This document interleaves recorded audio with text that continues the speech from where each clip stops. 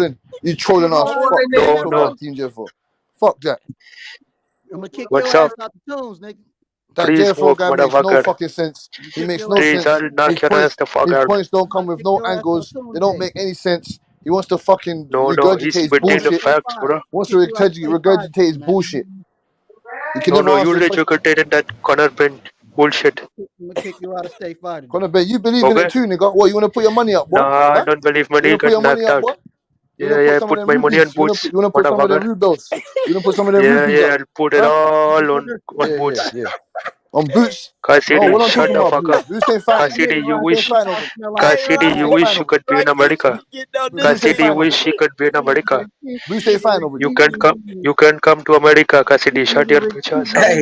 Hey, shout outs to the panel. Shout outs to the panel. Look, we about to have an interview right now, bro. You know, with Terrence Crawford's fighter, 18-year-old boxing phenom, Lolo the coldest. Lolo the coldest, straight out of San Bernardino, California. Whoa. You know what I mean? Bring him on. Bring him on. Terrence Bring him Crawford on. fighter. He about to pull up. Bring him on, bro. Shout out to Hey San man, make Bernardino. sure y'all hold it down, man. We gotta make sure we My keep boy Lolo the it coldest, one of the best prospects in boxing. You know what I mean? He ready, bro. He just had a fight. Yeah, he won by knockout. We gotta make sure we keep it on point. Yeah. So y'all ready, man? Hey D, you there, D? Yes, sir. No doubt. Yeah, we about to have Terrence Crawford, his fighter. Lolo the coldest. That boy Lolo, he only 18. He turned professional at 16, bruh. The kid is a beast, bruh. You know Let's what I be mean? He professional learning here. from the best. Hey, D, he learning from the best. Terrence Crawford. He sparred Terrence Crawford. One of Terrence Crawford's sparring partners. He Keyshawn Davis sparring partner. You know what I mean? Yeah, Only I got 18. some questions for him. I got Hey, you some know what they questions, say, man. right, D? Iron sharpens iron. And I want Damn none of right. that goofy shit on the panel when I got a guest on here. If somebody on some goofy shit, you know what I'm saying? I can't have it. So yeah, come Man, on, just let the Lolo. man talk. I We dropped the enjoy. link. Ask questions. I dropped the link. Come on, Lolo. There we go. Lolo the coldest. What's up, Abe? What you saying, fam? What Y'all up, can hear me? Lolo? Salute, brother. Yeah. Yeah, we can hear you. Salute, brother. What's What up? you What's saying, up? fam? Salute, champ. Appreciate it. Appreciate it. What you saying, fam? Well, go on, fam. You're a big 1-8. You're a big 18-year-old, you boy. You say I'm a big 18-year-old? Yeah, I see them Oh, shoulders, yeah. man. What you saying, man? Hey, H man. tells So me. Yo, what I'm up, gonna Lolo? start. Hey, Lolo, What's up? what's What's up up? with it? What's up? What you What's saying, man? good, Lolo? Not much. Just been chilling. Hell yeah, Lolo. I saw your last fight, man. You got the knockout out there in Nebraska, man. How did it feel, bro, to get the knockout? It felt good. It felt good. Hmm? Mr. Lolo. Yeah. What's up, fam? What you saying on that? I just want to ask you one quick question, a real quick one, man. I'm not even. Let me not even ask you that question. Sorry, I want to say to you, did you join the sport to be a world champion, right? Yes. And that is the main goal, right? Yeah, that's the main goal. And all you care about is the belts, correct? Uh, Well, that's your main. That's the main objective. just to be a world champion. And what do you think about the other fighters in that saying that they don't care about the belts, or the belts don't matter? I don't really think it matters either. I just want to be a world champion. Or you just want to be a world champion? Yeah. Yeah, he ain't got nothing to do with what no other fighter said, because Ryan Garcia said he don't care about the belts. That ain't got nothing to do with him. He care about being a world champion. That's what he said. You know No, what I I'm mean? saying. No, I'm saying that. Hey, Lolo. So I want to ask you, bro. How is it training with Terrence Crawford, bro? It's great. That's like a big brother, you know. So it feels great to be training with, alongside with Terrence Crawford. So Hell yeah. Hey, Lolo. I know you and Terrence Crawford got the same birthday, and I know that's your favorite fighter. How was it, linking up with Terrence Crawford and Bomac? it's good. It's just nothing but love for him. I love being with my new team now. It's not even a team; it's family. So it just feel good. Hell yeah. So how is it training with Keyshawn Davis? It's good training with Keyshawn Davis too, and sparring him, and being in the ring with him, learning new things from him. So it's been good with him too. So Lolo, Hell yeah. For Lolo, sure. You know how what they tall say? are you, Lolo? What happened? Man. I wanted to ask you, how tall are you? What weight class you campaign at? At 135 Mm. and what 5'9". Oh, that's what's up. That's what's up. Hey, this detail the truth, man. Can't none understand me because they can't handle that truth. So hey, I got a couple of little questions for you. As an athlete, looking at you and you getting in there with the guys, the likes, the Keyshawn Davis, Terrence Crawford at 18 years old. Are you learning how to train like a champion and understanding the difference, do you see the big difference of like your conditioning? Because that's going to be one of your major things as you know move up the ladder. And not only that, you're going to have to learn that because you may be. That's the thing. We never know on the outside. People always say things because people are more famous. But if you got a bigger motor, you can't train like that person trains. You got to challenge yourself. Have you reached that level where you challenging yourself more than Uh, challenging the people that's around you and your circle and the people that's trying to do the same thing? You got to challenge yourself to be the best at what you want to be. yeah, I feel like that. I feel like I reached that level, and yeah, it's a big role with the conditioning and the strength too. So I got a good strength conditioning coach that take care. He takes care of the fighters, all of us, and make sure we feel good. So I've been feeling real good lately. And Well, yeah, the last thing I'm gonna say to you, man, you 18 years old and you're in there with them guys and you see the way they work. Remember this, man. You 18 years old, your body's still growing, and you can you yeah, can you can outwork any of them guys because you're doing it right now at 18 years old. See what they doing, and set your goals and go get it, bro. I got you. Appreciate it. Yeah. And I wanted to ask you another question, big man. What made you decide to pick up the gloves, man? Like what made you decide to say, yeah, I want to do this sport and I want to take this seriously? And what's the first fight that you ever saw? Like, what was the first ever fight that you ever witnessed? Well, at 7 years old, I was always doing like push-ups and stuff. Like my dad had me do push-ups and stuff, and like working out. So I was always like already like strong, and then and from there he just took over and started training me and stuff, and that's where we picked up. So I had my first fight at 8 years old. So after that, we You just took you, off from you there. loved it from there. Yeah, I just loved it from there. And, Hey, and what's the? hey, this Oh, go ahead. this the big goat speaking. I'm I'm a very crazy person on this panel, but shout out to you, my brother. Hey, look, you a part you H money stamp now. So you part of H. So don't get big and then duck us now. Keep fucking with us. Nah, But my nah, nah, I'm question, hey, not. my question to you is, my brother, what are some of your goals? Like what's your goals in boxing? And also, what's your favorite punch to use? My goals is well, I want to be the best Lolo I can be, and but I do want to be a world champion. And then what was the other question? You said, oh, my What's favorite your punch? Yeah, in fighting, like what's your favorite punch that you like to throw? Uh, I like to throw everything, so I feel like That my was a jab, my smart right hand, answer. left, yeah, everything's my favorite punch. So Word, what's your word. record looking like? What am I? Five, no, 6-1, 5 knockouts. Word. You just knocked somebody out in the first round, right? Yeah. Okay, word, Hmm. word. How you doing, You hey Lolo? you My name's Burrow. H was saying you're from San Bernardino. Yeah, from San Bernardino. Cool. So you did amateurs in the California circuit. Yeah, well, all around because I went to the nationals and all, but yeah, I'm from California. So Cool. Yeah, I'm gonna keep an eye on you, man. The Cali circuit, man. They got some tough boxers, man. So you're gonna do well. thank you. Hey, do you Oh, train no out problem. of do you train out of San Bernardino? No, right now I train out of it's called Rialto. So Okay, my dad's from lives in Barstow. That's why I asked you. That's not that far. You know what Barstow is going to yeah, bars. Vegas? Yep, yeah, I know. I heard of it, but I ain't been out there. Yeah, yeah. What gym, Make Lolo, sure. do you train out of What's that? in Rialto? What gym do you train out of in Rialto? Oh, it's called Warzone Boxing Club in Rialto. Oh, okay, I've heard of it. Okay, cool. Yeah, Yeah, And man, you I got a lot of fans, bro, and you with that Crawford camp, man. So you got my full support, bro.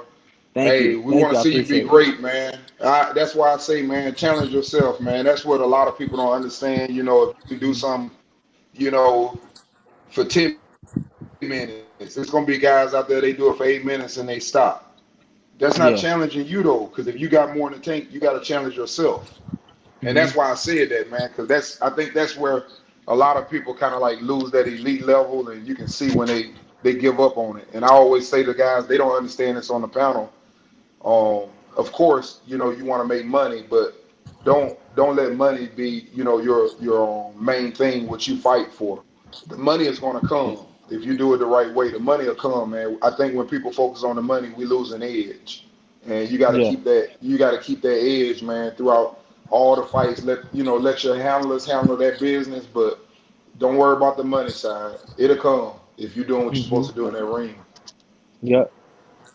A side 100%. note, somebody asked in the panel, get the smoke. He from Cali too. He asked, what is your favorite drill? And what does he mean by that? Like the speed bag, like one of those? Yeah, like whichever, what's your favorite drill to do when when Oh, you in your zone, when you work and getting your work in. I don't think I got a favorite drill. I like to do everything. I don't feel like Are I got you a favorite drill. are you a conditioning person more, or are you more of a weight person? I think that's what he probably meant. Are you more of a sparring person, or do I'm you more of like a to work okay, on your okay. agility, your speed? He's I'm more saying of a what sparring area person. do you? Okay, Yeah, I sparring. think that's what he might have meant. Sparring, yeah. Yeah, sparring. I love Word. sparring. Who How do you are like? you doing, brother? It's the King Cobra Rakesh from India. Uh-huh. I have a question for you. How Yeah. do you feel to be the youngest and the coldest, the best and the West, with no contest? I must Uh, confess, no one contest. Ah, I it feels like that. good. Feels great. Hey, big man. Hey, make sure you keep the right people around you, man. You feel me?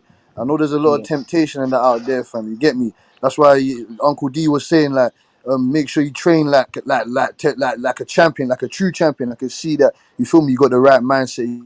You got the right you got the right mind frame to be a champion. You feel me? You're in there with Terence Yeah. Crawford, the likes of Keyshawn, those type of guys. Like you're training with the best, so you get me. You have to train like the best, like Uncle D was saying. So just make sure you keep the right circle, the right people's around you. You get me. Sometimes being by yourself is to boost your self esteem. Like you get me. Yeah. Yeah, I got you.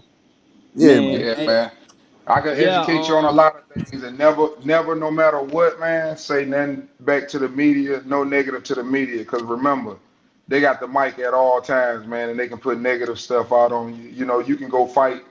You know, it's like anything in any sport, and that's where you know you got to learn how to handle things. You got to handle them the right way at every time. They might come to you and sit up and say, "Hey, dude beat you up. You know, the whole fight, he knocked you out." You can't get mad and answer it all mad and say, "Oh, he was up on me." You can't fight with the media. You got to learn how to brush the media off. Remember that the media only want one thing, man. They want something that's great or they want something that's bad. Don't give them nothing. So you got to learn how to answer that. You know, you see people like I remember when Tony Romo threw 5 interceptions and they try to make him look bad, and the first thing he holler out, well, if an interception is going to be the worst thing happen to me in my life, I'm good. You know, blow that shit off. Don't give them no story, because if you give them a story, they're going to be behind you the rest of your life.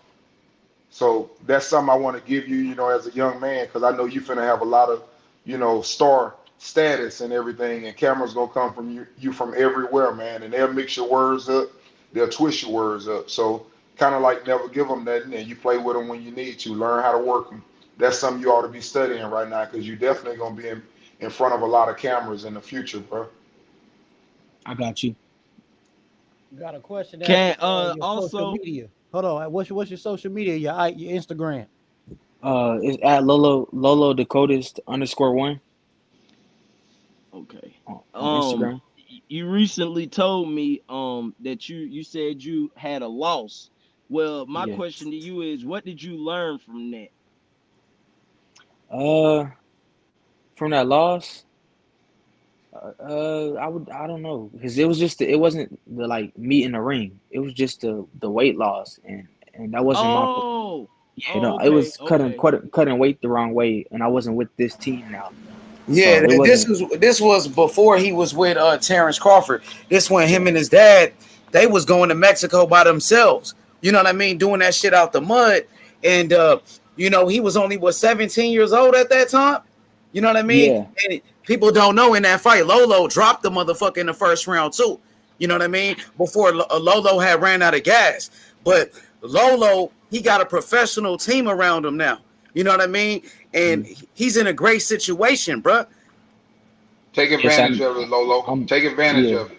And we So we I'm don't cutting weight the trust right way now. So trust me, fam. A loss don't mean Exactly. nothing. So Lolo, bro, was the number one amateur in the world, bro. He turned professional at 16 years old. When most of these fighters still in fucking high school, he was 16, nigga. You know Are what I you mean? south? So Are he, you he already, southpaw?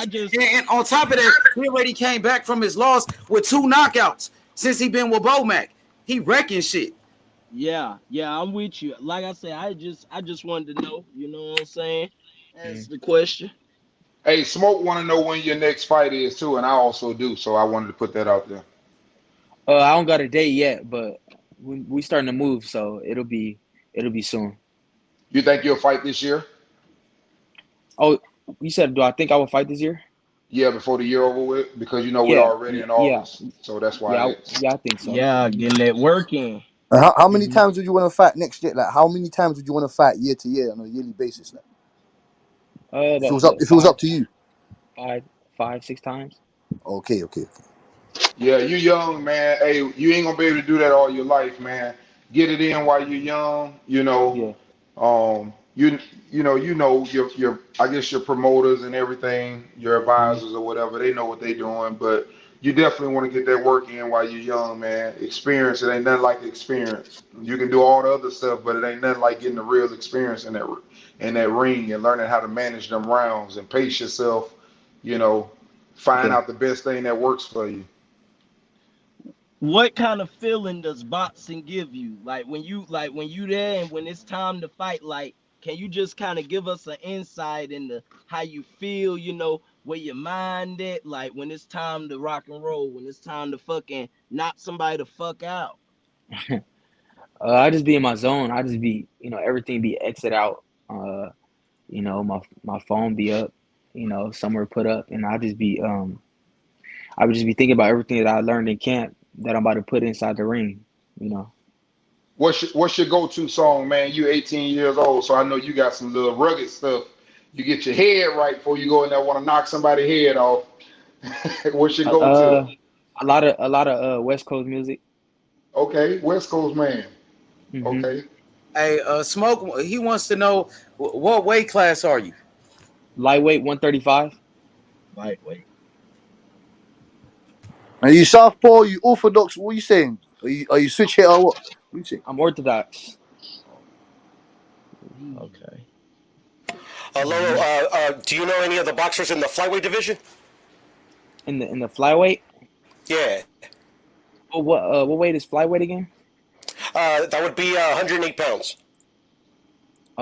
No, What? I don't. I don't. No, because there's this one guy at Rialto. His name is Ricardo Sandoval. He just lost, but he's a pretty good fighter. Yeah, he Oh fights yeah. at flyweight. Yeah, he came up to my gym one time. I seen him. Yeah, I got to see him in person before. Yeah, he's really good. He's a really good fighter. He got a tough loss, but I was just wondering if you knew him. Yeah, I know about him too. I He's a I good know of fighter. him. Yeah, I know of him. Yeah, So he's a good. Lolo, Well, so hold on, Lolo, real my quick, D. bad, my bad, my Hold on, bad. real quick. So, so Lolo, man, Yeah. I mean, I want to know, how is it, training your brothers too? Because I know your brothers fight, both of your younger brothers. How is it, training them and teaching them? It's good because everything I be learning from out here when I'm in camp with my team, I like to, pass it on down to my little brothers to teach them some of the stuff that I be learning. So it's good. And they getting bigger, older and sharper too. So they coming into that mindset now. Hey Go man, I ahead, D. wanted to ask. I wanted to ask him something real quick because, hey man, you in there, man. It ain't no shame. Everybody know it. My favorite fighter of all time, Holyfield, but my favorite fighter right now is Terrence Crawford.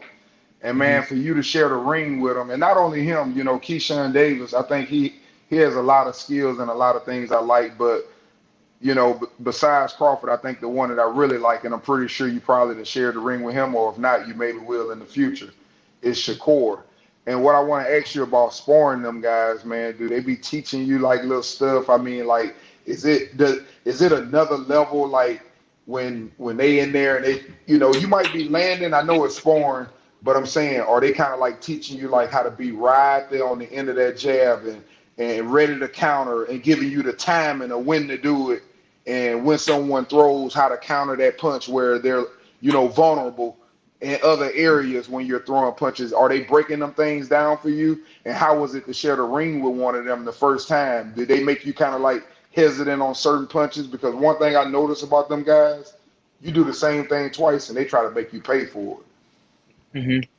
Well, yeah, I like Shakur too. I haven't got to spar with Shakur, but he's been in my he's been not in my camp, but he's been in camp before with us in Colorado Springs. But yeah, we didn't get to spar, but with Keyshawn, yeah, he taught me a lot, like in the ring, sparring and being up in there with him, and Bud too. They taught me a lot, like like different stuff, and I didn't took a lot of things, a lot of game from them, so it's all good. I love sparring with them. It's a lot of experience, and it's Is only it helping me. different though? Is it different from all the sparring you've been getting? Do you feel that difference when you're in there? Like, do you feel like shit? Like I know Shakur when he first got in there, Shakur was like, "Yo, man, that motherfucker beat my ass." He had to go back, like, man, I gotta get my motherfucking shit right, and that's what I'm saying. Did you feel Yeah, that jump when you went to the new camp? Did you feel that jump? yeah, it's way different. It's way different from watching somebody from the outside and then getting in the ring with somebody like with real skill like that. So yeah, it is different. Hmm. Are you a come forward fighter? You like to fight off your back foot? You like to move, or you like to walk people down? What do you? I guess I'm it a depends on the size of the opponent or how they take your punches too, though. I'm a boxer puncher. Okay, Mm. nice. Hey, boxer punch. Shout out to boxer punchers out there. Hmm. Nah, though, on some Who you real though, want at what you 135? You said who do I want at 135? Yeah, who you want to fight? I'm not really focused on who I want right now. I'm just worried about myself. Just just keep winning, and I'm just in my lane. Respect. What are some Hey, of the stuff? hey, Oh, go ahead. Lolo, is it anybody like in the future though? Because I know you only 18. You only 18 years old, but is it somebody like you want? You know what I mean? You want to get in the ring with in the future though? I can't tell, to be honest, because I don't know who's gonna be still my weight, or I can't I really got tell. you. I got Where you, do you, Lolo. How long where you do you, see yourself at yeah, 135? yeah. Where do you see Uh, yourself ended? I can't tell yet because I'm making it good still. So, and I'm Yep. growing. I'm growing though at the same time. So I Yeah, don't know when. I don't know when, How but many that's why I'm divisions I do good you asked for see right that. now. yourself? How many divisions do you see yourself conquering in that? Uh, from 135 to 47. Okay. Cool. And what are some of Got the you. what are some of your favorite fighters to watch, man? What are some of some of the styles that you like? I Like who's some of respect that though, Lolo. I respect that shit because you only 18 years old. You still a prospect, and there's really no point of calling these guys out when you ain't gonna fight. Like you ain't gonna fight them right now. Yeah, You focus on what you doing right now, and I That's respect right. that. yeah. That's I'm just right. I focused on respect myself. that too. That's all. Yeah, a lot of these fighters be cloud chasing and shit, trying to make a name off another fighter. They don't want to do it the old fashioned way. You know what I mean? Yeah, Yeah, so hey, we salute that. Hey, salute that. Stay focused. Facts. Keep knocking the motherfuckers out. You knock them down, and before you know it, hey boy, you gonna be on that goddamn on that big stage. yeah, Yeah, yeah, you, be yeah, out in Las Vegas at Allegiant Stadium, and I'm gonna be right there putting my money on you. Yeah, Charles yeah, Lolo Harris, you knock them out, minus you line them minus up. 110, yeah. minus 110. Give me the bag on them. Yeah. This nigga go. Hey, on some real though, what what made you want to get into boxing? Like what made you say, this is what I want to do? When I had my first fight at 8 years old, I was like, it was a great feeling, you know. I think matter of fact, I lost my first fight at 8 years old too. I won it. Oh, I won my first, and then lost my second, and then won my first, and then went on like a little streak. But just my first fight, and like after that, I just started getting the hang of it. Started getting better. I was always sparring bigger guys, and I always used to travel a lot to like other gyms, far gyms from me, to spar with like bigger guys and stuff like that, and I just got better and better. So So And to define you also, as a box, my bad. Go ahead. Go. one more, and then I'll let you get it. But so I'm assuming you did that with your dad, correct? yeah, Yep, with my dad. So can you just because you have dads out there say like Devin Haney, can you just give us an insight on how important it is do have a strong father who can help you build that foundation? Can you just kind of dig into that and how your father has helped you along the way? Well, well, help me a lot. Help me. I mean, a long way. It helped me a long way. Yeah, it helped me good because I started off with him, so it's like he's the only one that kind of know me, that know like my actual kind of style at first and all. So if it wasn't for him, I wouldn't be in this sport. So So let me ask you this: what would you consider your greatest attribute as a boxer? What's your my greatest great. attribute? Do you think it's your athletic ability, your mental, your heart, your condition? What is the thing that I think as an athlete you want to have something to go to or something that nobody can beat you in, you know, and you got to use that against people, if you know what I I would mean. say, yeah, I would say my athletic ability, my athletic. Okay. Hmm. So what you got to do now is make that mental match that athletic ability. You Yep, got to make yep. them meet together. You got to make them meet together, and you can't leave one behind. Hmm. Or you're gonna see what happened this weekend with Joshua and Usyk. Muscles with no mind that can keep up with it. Yeah. That's my personal opinion on that fight. Usyk got the mental. He got the mental and the physical. And he might be smaller, but if he can take that punch, everything turns to Usyk. He's got to knock Usyk out. He got to hurt Usyk early. If he doesn't, everything changes because of the mental and the physical ability is all better on the other side. Hey Lolo, I'm proud of you. You feel me? Hey man, you did a lot of great things already at such a young age. When I met you, you were 16 years old, before you even had a fight. Now, you with Terrence Crawford and Keyshawn Davis, you came a long way, and we did this shit together, man. And I just want to Yeah. let you know, man. You know what I mean? We've been from the fucking beginning, bro. When nobody was around, bro. And listen, you going to the top, Lolo. You going all the way to Appreciate the it. top. You gonna be a world champion. Appreciate it, Hey, H. shout out to you, Ace, for bringing on the young super. Man, this is my nephew right Yeah, here, yeah, man. yeah. He been around this motherfucker before anybody. He been here from Hey, the beginning. hey, H, if he your nep, then he our nep too.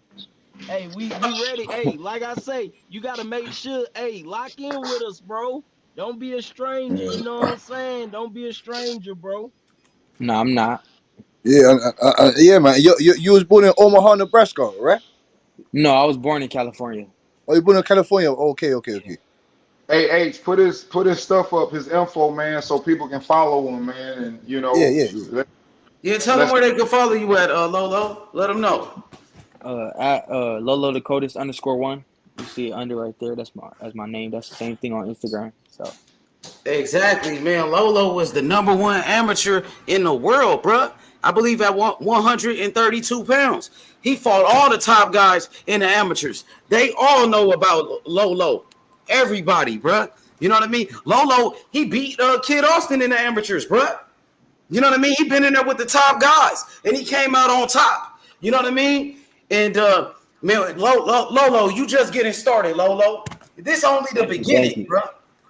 thank you, H. Hey, I can't lie. I can't sit here and get on the panel and say, "Oh man, I've known you, I've heard of you, man." But now to really look into you, bro. Hey, we fucking with you, bro. Let us know, Appreciate and it. we got to know your next fight too, man. Let us know so we can go on our social media and we can put other people on. You know what I'm saying? Yeah, I got you. Hey Yeah, I know Lolo, you said. Oh, go ahead. go ahead. No, you good. Go ahead. Nah, I was saying who is your, well, I know probably Terrence, but old school wise, who do you like to watch, or who's some different fighters that you may like to pick their brain to emulate, or may say, let me take this from this person, or that from that person.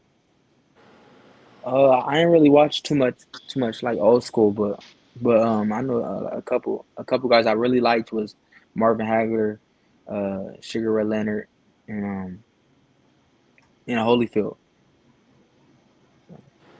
That's a nice top three if it was the top 3. Hmm And who's some of the people you like to watch now? Like, what kind of styles do you like now? Uh, I like like I said, my favorite fighter Terrence Crawford. I like Shakur Stevenson. I like Keyshawn Davis, and yeah, those are styles I really like right now, as of right now. So you like Lolo, that? how is it You learning like to from? master that distance? Sound like you want to master that distance? Because all Yeah, them Yep. that guys you just mastering named, distance. all Yeah. them guys you just named, they are great with distance. If you cross that line, they ready for you and they ready to counter. They always in position. And Yep. I guess the only thing that's a tough thing to learn though, to be able to Yeah. exchange when other people exchange and counter. That's something hmm you're gonna have to figure out on your own. There, I guess y'all got to learn that in the sparring, like you say. I don't think that's something can be taught because everybody throw them things different on the inside. Yeah. Yeah. They're very good distant fighters. They're good at using their distance. So There go the champ right there, Lolo the Yeah. coldest. Hey, how you get that nickname, the coldest?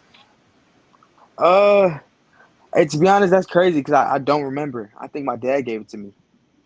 I think So your dad might have got that from me, bro. The kid's funny. I'm messing with you. Hey, Lolo. So how was your relationship with Bernie and Bomac? How was it training with Bomac? You know, what has Bomac been teaching you, man? Could you let the people know what you've been learning? I can't really say what I've been learning, but There I you would say go. I've been learning a lot. I learned a lot. Like it's crazy. I only been out there with them. I only been with my new team for like a year now, but I learned so much. Not even from It, Bomac, from Coach Red, from Bernie, from Coach Isawu. I've been learning a lot from all of them. So you answered my question. I was just about to ask you that. Did you have all of the trainers, like Bud have, but you just answered that, so you get all that. That's good work, man, having, all those different minds. The main thing is, don't overdo it, master everything, take your time and figure all hmm them things out because I know that can be kind of, hard hearing things coming from every direction. But I think they know what they're doing. They seem like they work together real good. There's no animosity amongst them. So, hmm man, you got a lot of good stuff going for you, bro, man. All I can say is suck it up. And the key thing is, like I said, I can't repeat that enough. Challenge yourself, man. Ain't no competition, bro. You the only competition. yeah. You gotta challenge yourself every day. hmm When they tell you to do something, like let's say they punishing you. Oh, you got to What's run up? an extra 5 miles. Man, Nah, I take ain't that shit going in nowhere, bro. stride. Take it in stride and know that, hey, man, all you doing is just making me stronger.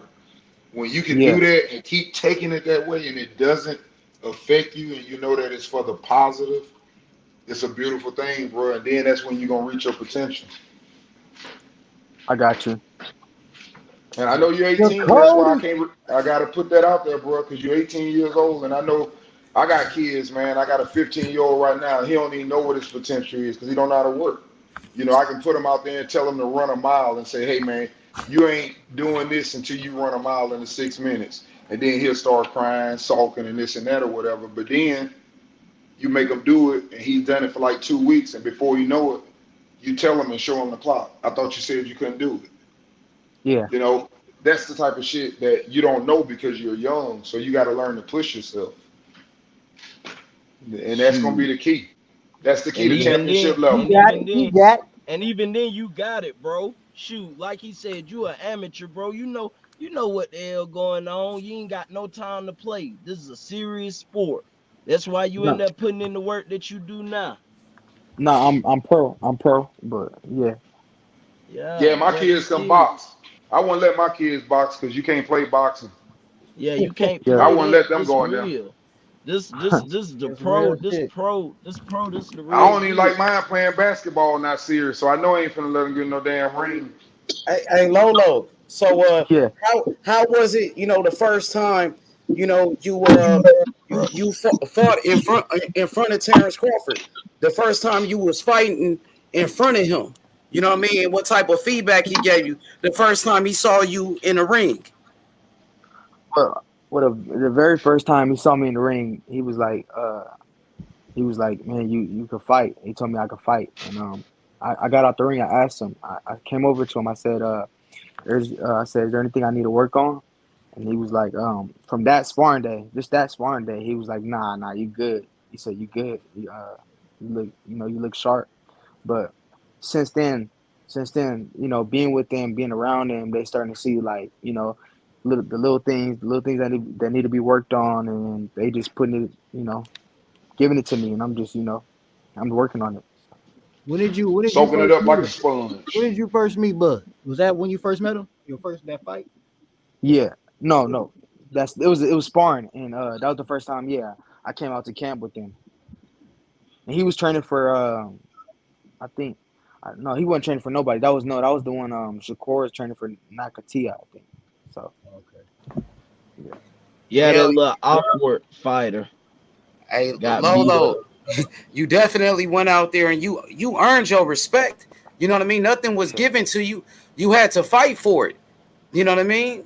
Because you yeah, just talk about that, like how you had to fight for everything. You know what I mean? Because if you wasn't the truth, you know what I mean? For sure, they wouldn't fuck with you. You know what I mean? But it was something about you that you did. You know what I mean? Because you just talk about it, bro. And this was coming, after the loss as well. So you went out there, you made the team. yeah. Well, I went out there and yeah, like you said, I had to fight for it, and to show them I could really fight. And I was just sparring out there a lot, and they all like me, like Bomac and Red. They all like they seen somebody like. And it was like, yeah, I see something in him. They told me, and they just told me they like me, they like my style and everything. Ever since then, I've been learning and growing even more from the very first time I sparred. So Lolo, if so, you definitely getting much better as a fighter. You know what I mean? How do you feel like you improved since training with Bomac? How that helped you as a fighter?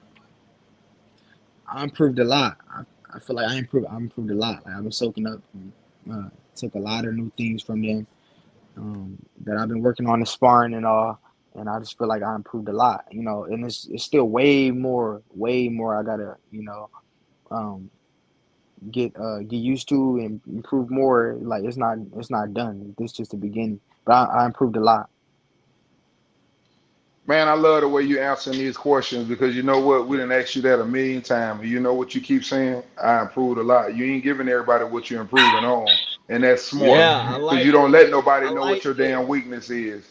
I like Yeah, I that, Yeah. young like man. my boy ain't saying nothing. My boy say every punch, every drill. I like that. I like that. Hey, who's some of the people that you sparred for people who don't know? I've been in the ring with Jojo Diaz. I've been in the ring with Brandon Lee. I've been in the ring with Hey. uh let's see that Russian that just fought. What's his name? He just fought that Stanionis. Yeah, he just fought him. I've been in the ring with Oh him. yeah. Uh, with Bud, Keyshawn Davis. Uh, I've been in the ring with a lot of people. I forget a lot, but I've been in the ring with a lot of people. So Getting a lot of good work in. That's what's up. Yes, yeah, sir. Yeah, that's good work. And you said sparring your favorite thing, so shit, that's what's up. hmm You know what I'm saying? You actually getting some good sparring in. yeah. Great. It's always great work down there. Hey, One thing for sure is you got them measuring tools around you, so you should know when you're ready. You hey, got plenty Yeah. measuring tools around you to know. Yep. hey, Lolo, how was it? The first time when you went out there and Shakur Stevenson showed you love. Y'all can hear me? Yeah, we can hear you. Okay. Hey, how was it though? The first time you went out there, Lolo and Shakur Stevenson, he showed you love and he posted you up on his social media. How was that? How did that Uh, feel? it felt great because he watched me spar too, and he said I was sharp, and he gave me a little thing I could work on too, and yeah, so Yeah, watch me spar with Kenneth Sims. Kenneth Sims. Shout out to Yeah, him Kenneth too. Sims Jr. He a great fighter. Kenneth Sims, he a great fighter, and so yeah, it was just good. Hell yeah, that's what's up. Hey Hey Lolo, man. go ahead, bro. Oh, my fault. Go ahead. No, You you got it. good. Go ahead. Hey man, I'm sitting there watching highlights of you. God damn. Hey, I love the way you be right in front of a motherfucker and you hit them and you take them 2 steps back so quick and they go to the swing and that. Then you come right back in and counter. You smooth, my man. You a smooth motherfucker. Hey, I see it too. I see that T Bud and Low, that Shakur. I see it. Thank you, I thank see you, you it. done thank I you. already see been it. scouted, Lolo. They already on the scouting report while we on here. Hey, boy, god damn, boy. Shit. Appreciate it.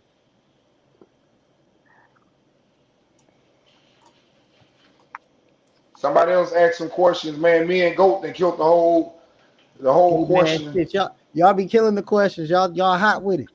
Go ahead, man. Ask some questions. Ask the man. Or either if he want to get something out, this is the time to, get that exposure out there, man. Show that what's your personality like? What are you? Are you a mean dude, kind of quiet? You like to have fun? Hey, y'all see that? That's Lolo right there, man. When he first went out there with Shakur Stevenson, feel me? Nice. That's the first time You he got went good out there. size on him too. You got good size on you, bro. Yeah, Yeah, I he was was smaller listen. right there, but yeah, Yeah, Damn, you got good size, bro. You look like you. Yeah, that was you was last you year. was 17 at this time, huh? yeah, I You was was still 17 at that time. 17, I think. So I said from the beginning, fam. I saw the fucking shoulders. I asked him, "Bro, you're kind of big for 18, boy. What the fuck?" Yeah, man. Yeah, Once this you grow Lolo into at his yourself, last fight man. right here. This the last fight. You know what I mean? Went out there, did his thing, did what he had to do, got the victory, the stoppage. That's in Nebraska. How is it out there in Nebraska though? You like fighting out there? Yeah, I gained a lot of like love and support out there because that's Buzz and Bomax and all they people. So like they enjoy and watch enjoy me out there and watching me spar and fight, and I love it out there. Then Hey, it's like my man. second home out there. For people don't know, let them know, man, how Bo Mack and Terrence Crawford and just that whole camp, they got Nebraska on lock. Tell them everybody in the world talk about them, man, because I've seen people come all the way down here to Florida. They from Nebraska. That's the first thing they tell me. They tell me about they give money back, to his I guess one of his foundations or whatever. Yeah, But those people, man, I'm telling you, old people, it doesn't matter what color or whatever, they support Bud, man, down in Nebraska. So, like I said, you got everything going for you, bro. You got measuring sticks all around you. How to learn how to act. You're around superstars. It's a yeah, beautiful thing, bro. If you take advantage of it. yeah. Yeah, yeah, That's yeah, all I'm doing. 100%. What's your favorite belt, Lolo? My favorite belt, Yeah. WBC. Hey. Mm, The that green belt. that OG. That OG. Yeah, Hey Got my Lolo, what you 100%. think? What you think about that Terrence Crawford versus Spence fight? What you think about that fight right there? Yeah. I think that's gonna be a great fight. I like both fighters. I like Spence too. I love the way he can fight. I mean, the way he fights. I mean, I love Crawford. Obviously, my favorite fighter, but you know who I'm rocking with, Crawford. And I didn't been in the ring, and the things he actually does.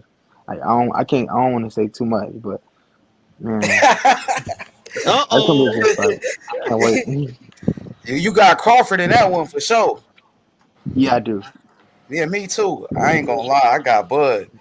He should Yeah, have of a course great. I He should do have a too. great idea. He should have a 100% great idea of what Bob Crawford capable in that ring. He shared the ring with him. He shared Oh the yeah, ring with him, so he's seen the special talent, the tactics, the mind of Crawford. He understands Exactly. what he's gonna Crawford's the do best to those fighter in the fighters. world. And he learning from Crawford. He in the ring fighting with Crawford, learning. That's So You in the ring and guess what? fighting with Crawford. He been with Crawford ever since he was 17, since he was 18, bro. Most of these kids still in school. So he learning, he getting better and better every day, bro. Yeah. Hey, I'm saying and it's this is peak. what I love about Bud Crawford. You feel me? You know what I'm saying? He's passing that shit down to the younger generation. You know Yeah. what I'm saying? Now, don't get me wrong, like I like it's nothing, no slide against Spence, but like I don't see him fucking with the younger generation like that. Like, you feel me? I see Nope. Bud passing that shit down, passing the knowledge down. You feel me? You see a lot of the young kids in this camp, they do. You fell Damn, out, he went Taco. so hard. Taco There you went go. out. Hey, he was Yeah. hitting some good points too, though. He was hitting Of some course, damn of good course, points. of Yeah, course, that is of real. course. He's explaining. You don't see Spence with the younger generation trying to pass down knowledge, but it is what it is. Hey man, Lolo, this my fighter, man. This my You know fighter what? since Hey, where since he Cuz was from? 16. Listen, since he was 16 years old, I've been knowing Lolo. Before he even had a fucking fight, a professional fight. His daddy came over here, bro, and I met him. They heard me talking about boxing, bro. And I've been with Lolo ever since, bro. And like I said, now he's with Terrence Crawford, the best fighter in the world. He's Terrence Crawford fighter. He's our fighter, bro. So this is home. This your home right here, Lolo. You know what time Yeah. it is, bro. Hey, I facts. told Hey, him facts. that. This Bud territory over here, man. You feel me? For sure, for sure. You know what I mean? Hey, Yeah. That's you niggas get grilled over here. They get to talking stupid about Bud. They get grilled. Hey, and it ain't no man fan stuff, but just hey, we gonna talk facts. That's all we do. We talk real boxing facts. I We not mean, here to Bud Crawford get in took our my boy feelings. Lolo in. But go, Bud Crawford and Bomac. They took my Yeah. nephew in, my family. They took him in. Lolo, one of us. They took him in. And now look at him now, bruh. He doing great things. He's only 18, bruh. He making his own money. He making money. He got professional fights. He learning from the best. Man, that's a success story right there. Lolo already a champion in my eyes. hey, Oh, there straight you go. success. Hey, Hey, let hey, let Hey, Lolo, let what that would and you be hey, do? known. Hey, what would That's you some do if you real weren't talk. boxing, Lolo? if I wasn't boxing, I would be doing football. Nice. Hey, what Hey, position? you look big as fuck. I ain't gonna even lie, from your face and shit. You look big as fuck. Like, nigga, you Yeah. talking about what they said you was fighting at 135, nigga. Look like you could be at 140 or some shit. 140, 147 to be real. That's by That's what looking at that's you. I don't know. that's what everybody say. I don't know. Keyshawn Davis called me a weight bully. We were playing around, but he called me a weight bully after we be sparring and stuff because how big I am, I Ooh. guess. Hey, you getting that good work in. You Keyshawn. Hey, Oh how my Yeah. tall are God, you? bro. Hey, you gonna be a cold. How How old are tall you? are you, bro? I'm 5'9", five How nine and old a half. are you? I'm He 18. Oh 18. my He can God. still got a chance to grow a little more inches, dog. Man, he gonna hey. Man, This nigga gonna be cold. fuck him up with that Hey, jab too. I know you got that long ass reach. Hey, when I mean fuck, hey, you know they hate that jab. They hate it. They hate it. Hey, Devin Haney dad said it best. Goddamn, you can fight. It can take you in the USA, but that damn jab travel across the world. Hmm. hey, I mean, Lolo, how? I mean, another but one for like, you. So you're how around much all knowledge? this great sparring. Let me ask you this: who is the gym rat? That it doesn't matter if y'all got to be up there or not. Every time you go up there, he up there. Who the gym rat? Out of all the people you done seen, you done sparred all these different guys. You named a lot of good fighters out there that are, contenders and former champions and champions. So I'm asking you, out of all those fighters, when you go to the gym, who always there early? Who leaving late? Who work hard? Who's that gym rat? Dang, me, Bud, Keyshawn, his two brothers, Keon and Kelvin. And then it's a lot more for us, like, for my camp. Um, that's always, putting in the overtime and working hard, and so yeah, That goes back to that same thing now, the love. If you don't love nothing, you can't be great at it. You gotta love it. Yep. yeah. That's why I say Hey, who's in there the most. how much game? How much game do you soak up? Like, especially like when you get a chance to spar Crawford. How much better do you feel like that makes you? It makes me a lot better, like from sparring him and Keyshawn because it's like I be sparring them and I be doing good, like we all be doing good and stuff, but it's like when I spar somebody else. my size or something, I can see like a big old difference. Like I'm not like no cocky stuff or nothing. It's like a big old difference between Right. who like when I spar somebody else. Like I be feeling like it just feel more easier because I've been in the ring with them, and Right. so that's how I feel. Hey, where you from, Cuzzo? I'm from Cali, from San Bernardino. Oh, San Bernardino. Oh shit, nigga. Well, you might as well say that's the Bay, nigga. I'm from Oakland, so you feel me? Oh That ain't nothing yeah, but a hot skip of the joint. You know what I mean? You know what I'm yeah. saying? Hey Lolo, Yeah. Okay, Lolo. I love it. I love it. Yes, sir. So you love the Warriors Hey winning Lolo, that this is real championship, so deal I know boxing you love talk. that shit. No, What up, I'm a real Lakers deal? fan. Oh hell no! Nah. I'm a Lakers fan. Hey, now real shit. You a Kobe fan? Let's just keep it real. You a Kobe fan, right? Nah, not no Kobe fan. A Lakers fan. Oh, Laker fan. Okay. I respect it. He said Lakers, nigga. Hey, I had Yeah. to That see nigga though. I say had ain't to no see. Kobe. He say no Hey, Lakers. hey, Somebody cause I had was that a real Kobe deal. fan. Go ahead. I Yo, was a real, big real, Kobe fan. real deal. Go ahead, real deal. Oh, You had a what's question? going on, Lolo? This is real deal boxing talk. Yeah, that's not even a question. I was just gonna tell him, keep grinding. You're young. You on a team of greatness. You got Crawford around you. You got a nice team. But just remember, a lot of people around you gonna drop off, but you're young. Just stay on the path you on and understand where you going, right? And I promise you, as you climb the rankings and move up in boxing, when you get ready to walk away from boxing, you'll be a king. I promise you, you'll live like a king. But you just got to understand your Thank you. path and understand where you're going. No matter what's around you, understand your path and where you're going, and you'll be good. I promise. Thank you. I appreciate it. Hell yeah, man. And fuck them fake ass some of them, people that want to come around when you get it. Nigga, you know what I'm saying? Fuck all that shit, bro. Keep your eyes on the prize, bro. Keep some people with you that's gonna keep it real with you, nigga. You need to know the real. You know what I'm saying? Fuck all that, nigga. Oh, this is good for you. No, you need some niggas that's around you that's gonna be like, nah, bro, that ain't the way. That ain't good, bro. Always, you know what I mean? Keep motherfuckers like that in your camp, bro. Right? You know what I'm Yeah. saying? Cause even though sometimes you ain't gonna want to hear that shit, but you need to hear it. You know what I mean? So that'll be my advice for keep those people in your camp, blood. You know what I'm saying? Just stay true to yourself and just keep grinding, bro. You feel me? You know what I'm saying? Because you hella young and from what I'm hearing, you super talented. So just Yeah. keep your eyes on the prize, bro. Keep them people around you, stay solid, and just do your motherfucking thing. Knock these motherfuckers out, bro. You feel me? You know what time it is. Anytime somebody step in the ring, you show them, you know what I mean? Do your thing, bro. But you in a good ass camp, bro. You for sure blessed, and just stay up, bro. Just stay up, bro. Just stay positive, even through the hard times, because we're gonna get hard times tossed at us all the time. But just know that we all dealing with that shit in the walk of life. So just keep on going, bro. Keep your eyes on the prize and don't stop, bro. Don't stop, nigga, until you pass the stars. You feel me? You know what I'm saying? We trying to get somewhere far. You feel me? So keep Yeah. doing your thing, young one. Thank you. Thank you. I appreciate it. Yeah, hey, if you don't, hey, you hear it, bro. We all supporting you. Like H say, you family. So we gonna be on this when you have your fights and when it be down the line, when you get them 50-50 fights for undisputed and unified, we gonna be the same motherfuckers on here saying, nah, nigga, Lolo by KO. You hear me? All right.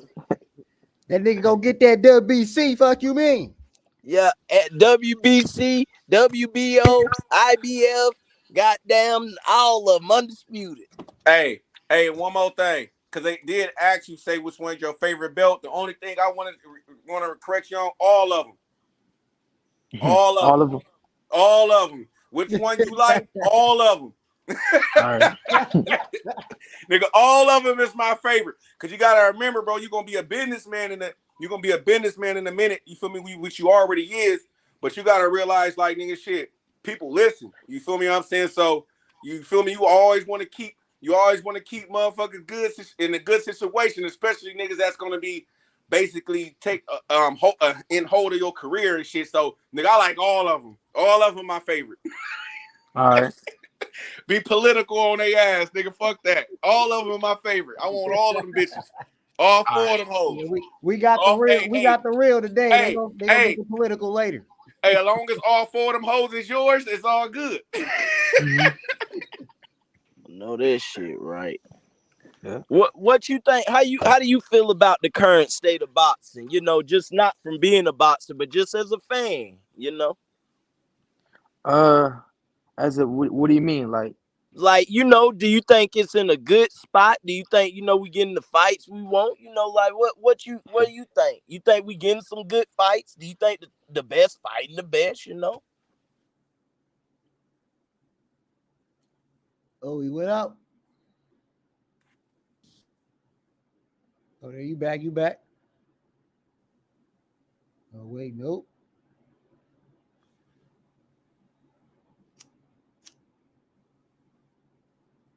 You muted, bro. Yeah, he probably got to come back. You muted right now. You know how to unmute? Yeah, you still muted. Yeah, you probably got to come back. Yeah, just click leave studio and then we drop you back in. I can hear you now, Y'all can Lolo. hear Say me something. now. Yeah, we can hear you now. Yep. Oh, I think it's in boxing. It's in good hands right now. I think the right fights being made, and yeah, I think it's in good hands right now. So the best fighting the best. They starting to it seems like it's no choice now. They got to fight each other. So it's been looking good. Yeah. Perfect answer. Perfect. Great answer. That was a good answer. Yeah, because you got, Thank you. finally we got goddamn Cinnamon out the way. He finally took his L. We been saying Bud before all that. Now he done took his L now it's Bud's seat. One Yeah. day it's gonna be your seat.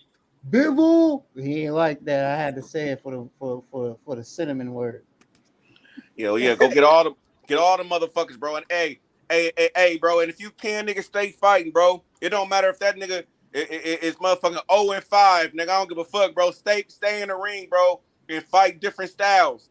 You know what I'm saying? Because that's gonna get you there. You feel me? Fighting those different styles, and the plus sporing all the people you sporing.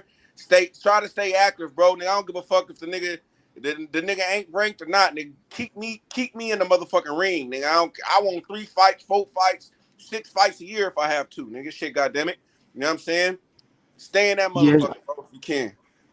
yeah, it's just about getting fights right now. We just working on getting more comfortable in the pros. That's all. Staying Hell busy. yeah. Yeah, staying busy. So Yeah, and it don't matter if it's an easy touch or not, nigga. Don't give a fuck who they is. And I don't give a fuck, nigga, if it's a nigga coming off working at a grocery store, nigga. Shit, a motherfucking blue truck driver, nigga. Shit, put his ass in the ring. I'm gonna fuck him up.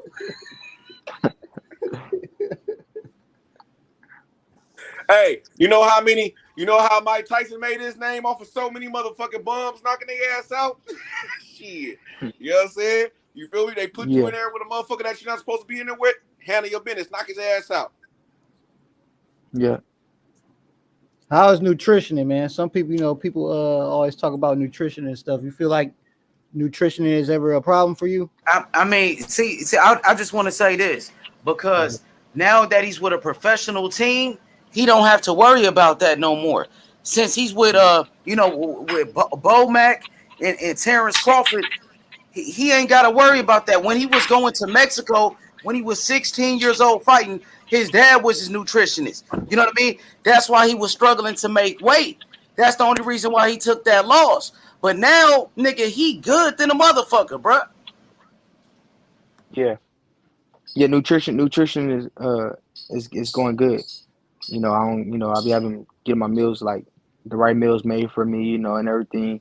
I learned how to cut weight the right way now from being out there. They didn't taught me a lot about, that. So Yeah, like before, man, shit, nigga was only eating like one boiled egg, nigga, a whole day. A boiled egg, you know what I mean? A boiled egg trying to make weight. But now he ain't got to do that shit. He got a professional team with him, bruh. And that's all he ever needed. That's all he need, bruh. 100. Mhm. Hey, you with the right team, man. You feel me? And you got the right Yeah. pedigree. You from the right side of the motherfucking streets. You know what I'm saying? So nigga, just keep on doing like I say, just keep on doing your thing, bro. Keep your head up, nigga. Fuck waiting your turn too, nigga. Take your turn, bro. Fuck that shit, bro. Nigga, we stay waiting, bro. Nigga, we wait too long and the shit passes up. You feel me? Fuck waiting your turn, nigga. Take your turn, nigga. Demolish anybody who come in that ring in there with you. Demolish their ass. You feel me? Make the motherfucker say Yeah. your name. You feel me? You know what I mean? Low, nigga. The niggas gonna hear your name. They gonna hear you coming. You feel me? Handle just keep Yeah. handling your business. Lay the motherfuckers out. You know what I'm saying, nigga? If you need me, nigga, to motivate, nigga, I'll be right there, nigga. Nigga, come on, H Money Town, nigga. I'll get you hyped, nigga. You feel me? Ready to knock these motherfuckers out. Straight up. Got you. Hell yeah, hey Lolo, I appreciate you coming through, bro. You know what I mean? You gotta get back with us, bro. And next time we want to get you on a panel with Bo Mac. I'm trying to get you and Bo Mac at the same time on the show. You feel me? All right, yeah, I got you. I For appreciate you sure. having me on here. For Appreciate sure, everybody Lolo, been man. All the everybody asking time. me You questions and already all. know. Yeah, I appreciate everybody asking me questions and all. I appreciate you guys. 100, man. I'm glad to see you up here. You know what I'm saying? Chopping it up with us. Yeah. All right, H. All right, Lolo, I'm gonna holler at you. For sure, All appreciate right, you it. guys. I appreciate it. All right, Lolo. Lolo the coldest. Peace out. Cool dude, man. Seemed to be real smart too. Hell yeah, man. Man, he could Stand fight too, professional bro. good, Like man. I told you, he was #1 amateur in the world, bro. He turned professional at 16 years old, bro. Haney turned professional at 17. Lolo was 16. You know what I mean? And now he got a professional team with him. He with Terrence Crawford. He learning, bro. He fighting Terrence Crawford, bro. He be fighting Yeah. with Terrence Crawford all the time, bro. And Keyshawn That Davis. that's big at 18 years old. And that's big, right? He went down there at 17 with them. So he was 17 when he first went out there. Man, he just got to suck it up. Like I told him, man, he got to focus on himself and know that the competition is himself. He got to challenge himself because he got all the fucking measuring tools around him. I mean, that's the gift of someone who wants something. If you love it and you got all the motherfucking measuring tools around you, when I sit up and watch Keyshawn work out and I watch Bud work out what they do, I'm gonna add two on every damn thing they do. I want to be better than them. I'm gonna challenge myself. So he got all the measuring tools. He 18 years old, bro. That dude gonna grow so much. He gonna get so much stronger. But you just gotta be tough like them dudes too, though. That's why I say the mental, everything gotta meet. But ain't no better place than where he at, though. Hey, that's why I got so much love for Terrence Crawford and Bo Mac, bro. Because Well, I already liked it, Terrence Crawford as a fighter. I already knew Terrence Crawford was the best. But when they took my boy Lolo in, my nephew in, bro, bro, it was over with, bro. They treat him like family, man. Hell yeah, that's that big matters. time. Hey, That cause real matters. recognize real, H. Real recognize real. You feel me? What I'm saying? And Bud is a real motherfucker. That's why I fuck with Bud, bro. He a real nigga, bro. Real street hood nigga, bro. Like that's why I fuck with Bud tough, bro. I fuck with him heavy. Don't get me That's wrong. why I be going I hard fuck for with that Terrence nigga. Crawford. So, you know I what fuck I with that mean? nigga because that nigga love that shit. That's why I Right. fuck with him. Don't get me wrong. Don't get me wrong. EJ, I'm pretty sure he a cool dude, but it's a different, bro. It's a different feel. All my hood niggas know, bro. It's a different feel, It's Yeah, like it's Kobe. different. It's but like It's it's Kobe. It's a different, lot of bro. niggas love different. basketball, but they ain't love it like No. Kobe. Hey, it's like you. I feel exactly what you saying, bro. Cause I ain't gonna lie, bro. I grew up hard as hell, bro. Like I feel that shit. Like EJ, I feel it, bro. Like I ain't saying nothing about, but EJ just kind of he more in the line, man. Bud, you know that you can just feel it when you see that nigga when he look at you and he be Right. pissed off. Like that nigga Right. done got shot in the fucking head. Right. Like damn, bro, that shit, man, Right. shit different, bro. That nigga was really in the hood, bro. That nigga was really in that Thank shit, you. bro.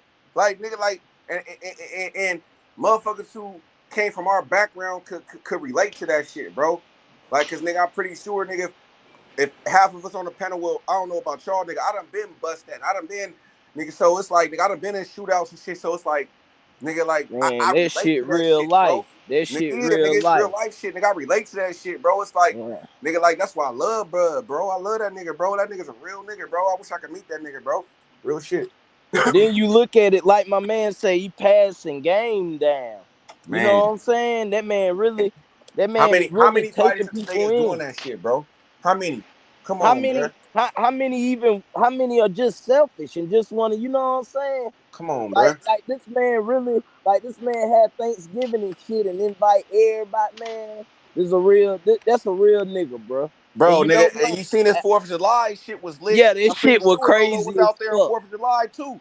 Like I nigga, should have asked him about that shit on live, cause that nigga that popped nigga Terry fireworks for Crawford did goddamn big 10 on the minutes. 4th of July.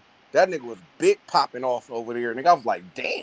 That nigga, hey, that shit went on for about 8-10 minutes. I say, God Hey, damn. Nigga had a damn mile long damn of fireworks. facts, bro. Like, that's why I fuck with Bud though, bro. I really fuck with that nigga heavy, bro. Like, so nigga, like, man. And that's why I love that nigga, bro. It's nothing against EJ though, but it's just, I don't know, bro. It just seemed different, bro. That's why I fuck with Bud. That's why I just want him to fight. I just want the fight so we can Oh, that just fight gonna happen. finally end all this conversation about we can finally goddamn know who's who.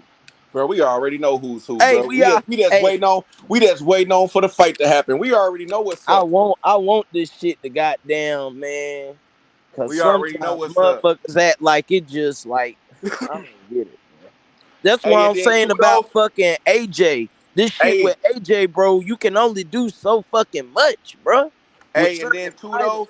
Hey, when we have little cousins on like that, bro, we kind of gotta be cool, be careful on the questions we ask, bro, because you know what I'm saying. You know, we don't wanna the nigga to fuck up any of his, you feel me, upcoming deals or anything. So let us just be careful about what questions we ask the little homie. You know what I'm saying? Like, Young and that shit. You feel me?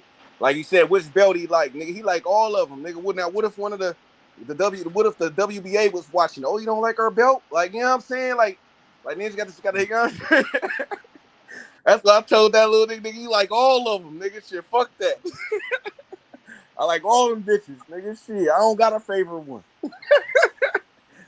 So yeah, man, just be careful what we ask little young homies, bro. They ain't some of the little homies ain't up on how to ask the questions and shit like that. For me, they don't be used to that shit, bro. Like, so, nigga, we gotta kind of like defend them and help them out. You feel me? What I'm saying, so let's just be mindful. You feel me? Who we talking to? You know what I'm saying? Hey, he did good though, man. He did Nah, real he did good. He good. was Not to say he did bad, but he made that one little thing, and I caught that too, but I didn't go into it. I wasn't gonna say nothing about the belts, and somebody else asked him, you know, did the belts matter? And he kind of like you can understand, but you know, yeah, like you said, but you put him in a asked him. situation, but at the same time, he gonna have to go through that, and it's better for it to happen now than it to happen in front of a big mic. That's part of the game, man. Yeah, true. Everything that you do, and when it comes to that level, like them dudes, that's the difference between, you know, like $10 million. It Yeah, oh could be yeah. somebody with the same talent, but they know how to behave and they know how to be that Oh, yeah. front runner for the people, and they're or gonna market that person. you can just be white, or you can just be white hope. Nah, I ain't gonna say that. You gotta know how to market Right, Nah, right. yourself I too. That say it. shit. Hey, I say it. If they know you can be that too and get 10 mil. Right. You right They'll give about you that. 10 mil for that. You right about that. Yeah, but I'm saying when they put them cameras in you, you can't be fucking up because they ass Yeah. fight the dust too. Because you Oh can go hell look at yeah. it. Hell yeah, man. If you Right. don't know how to talk Hey in front of man. that goddamn mic, they will get rid of you. Ain't And nobody finna have you like you talking fucking say, D, crazy on TV. hell, everything happened for a reason, goddamn. Now shit. Now he know. Now he might look Yeah, at it and be he like, you know, good. it is He what it is. good. He good, bro. I Man, mean, you can that tell. You nigga. can tell from the way he answered y'all questions. Y'all sitting up there talking, "What's your favorite punch?" I like all punches. What you do best? He ain't go over no drills. He ain't say, "Oh, I love to just sit up and get on the speed bag." This and that. Sparring. He answered everything very well. He was well spoken. You know, good young dude, man. He gonna be all right. I promise Hell you. yeah. I Hell yeah. just He wanted got to that. make sure that I want to make sure he chased that shit though, because there's Hell a yeah. difference between people thinking they made it because they there hanging around people now. Hey, Now, now, hey, he drinking some of that bay water, man. He got some. He know he got that dog in him. He drinking that bay water. You know he got some dog in him. You know what I'm saying? Straight up. But hey, I fuck with y'all, bro. Y'all all my brothers, bro. I love y'all niggas, bro. I'm about to get up out of here, man. I just came on to chop it up with the youngin, bro. Y'all, I love what y'all doing, bro. You know, I fuck with everybody up on here, bro. You know what I'm saying? West no Oakland. doubt. You know what I'm saying? Stand up. East Oakland, North Oakland. You feel me? Undisputed Haney. Undisputed Haney. Undisputed Haney. You know what I'm saying? Championship. You know California what I'm saying? knows how to You know what I mean? party. You know what I'm saying? Yes, Hey, y'all have a sir. good night, bro. Y'all have a good night. All Hey, right, bro. Taco, Hey, man. H, bro, you have a good night, bro. You feel me? I'm saying, you know what time it is, bro. You know what I'm saying? It's all good. Yes, sir.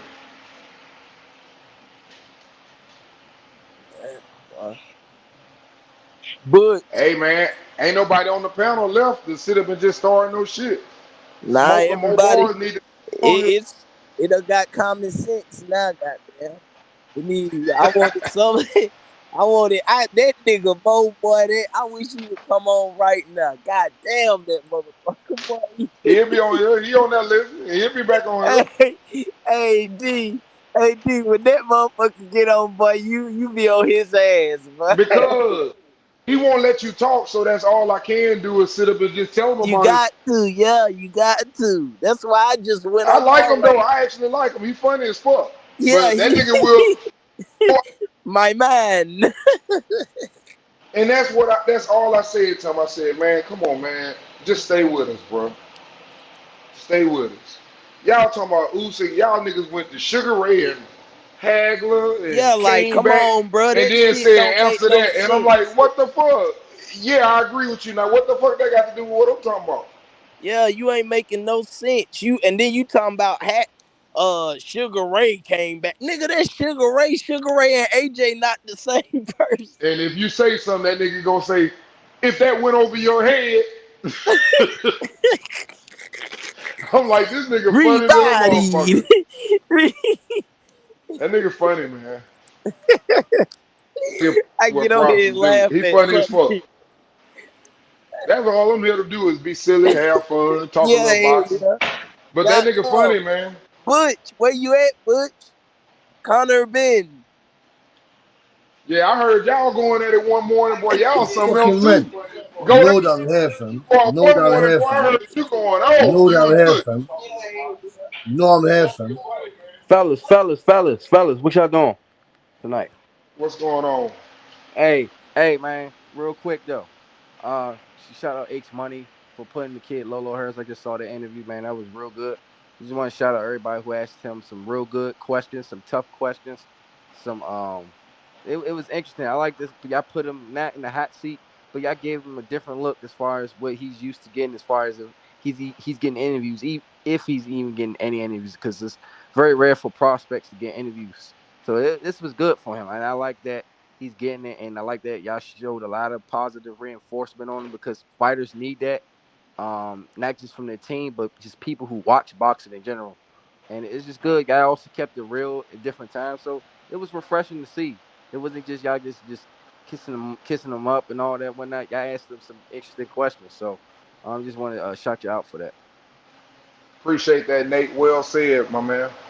And real quick, man, one of my favorite fighters, man. He's coming in September 24th. The Juggernaut, baby. What y'all think? Joe Joyce versus Joseph Parker, man. Demolition job. What y'all think about that fight? A heavyweight rumble. Two big men coming in together, 400 pounds in the ring. Hey, that's that's like the it's a good fight. I think it's a good fight, but you know, as well as everybody else know, it's kind of like the main dish coming this weekend though. So Oh, that one kind of like get downplayed a little bit, but it is a big fight, and hell yeah. Hell it'll yeah. be it'll be interesting. You know, I think Joe Joyce is ready. Hey, we'll find out. He been calling for a lot of fights. A lot of people, whatever reason, the fights didn't happen. So let's see what he got. Yeah, man. I think Joe Joyce is probably he reminds me a lot of like not George Foreman, but it was another fighter back in the day. I forgot his name. He was very slow, methodical. You could see his punches coming a mile away, but he just got real good timing. And he could take a good punch too, and he just keeps bringing the pressure and throwing a lot of punches, and he hits hard as hell, and he has a very good jab and a very good chin and good motor. So it's gonna be interesting to see if he can stop Joseph Parker, because if he can, he'll be the first person to do it. It's a good Hmm. fight.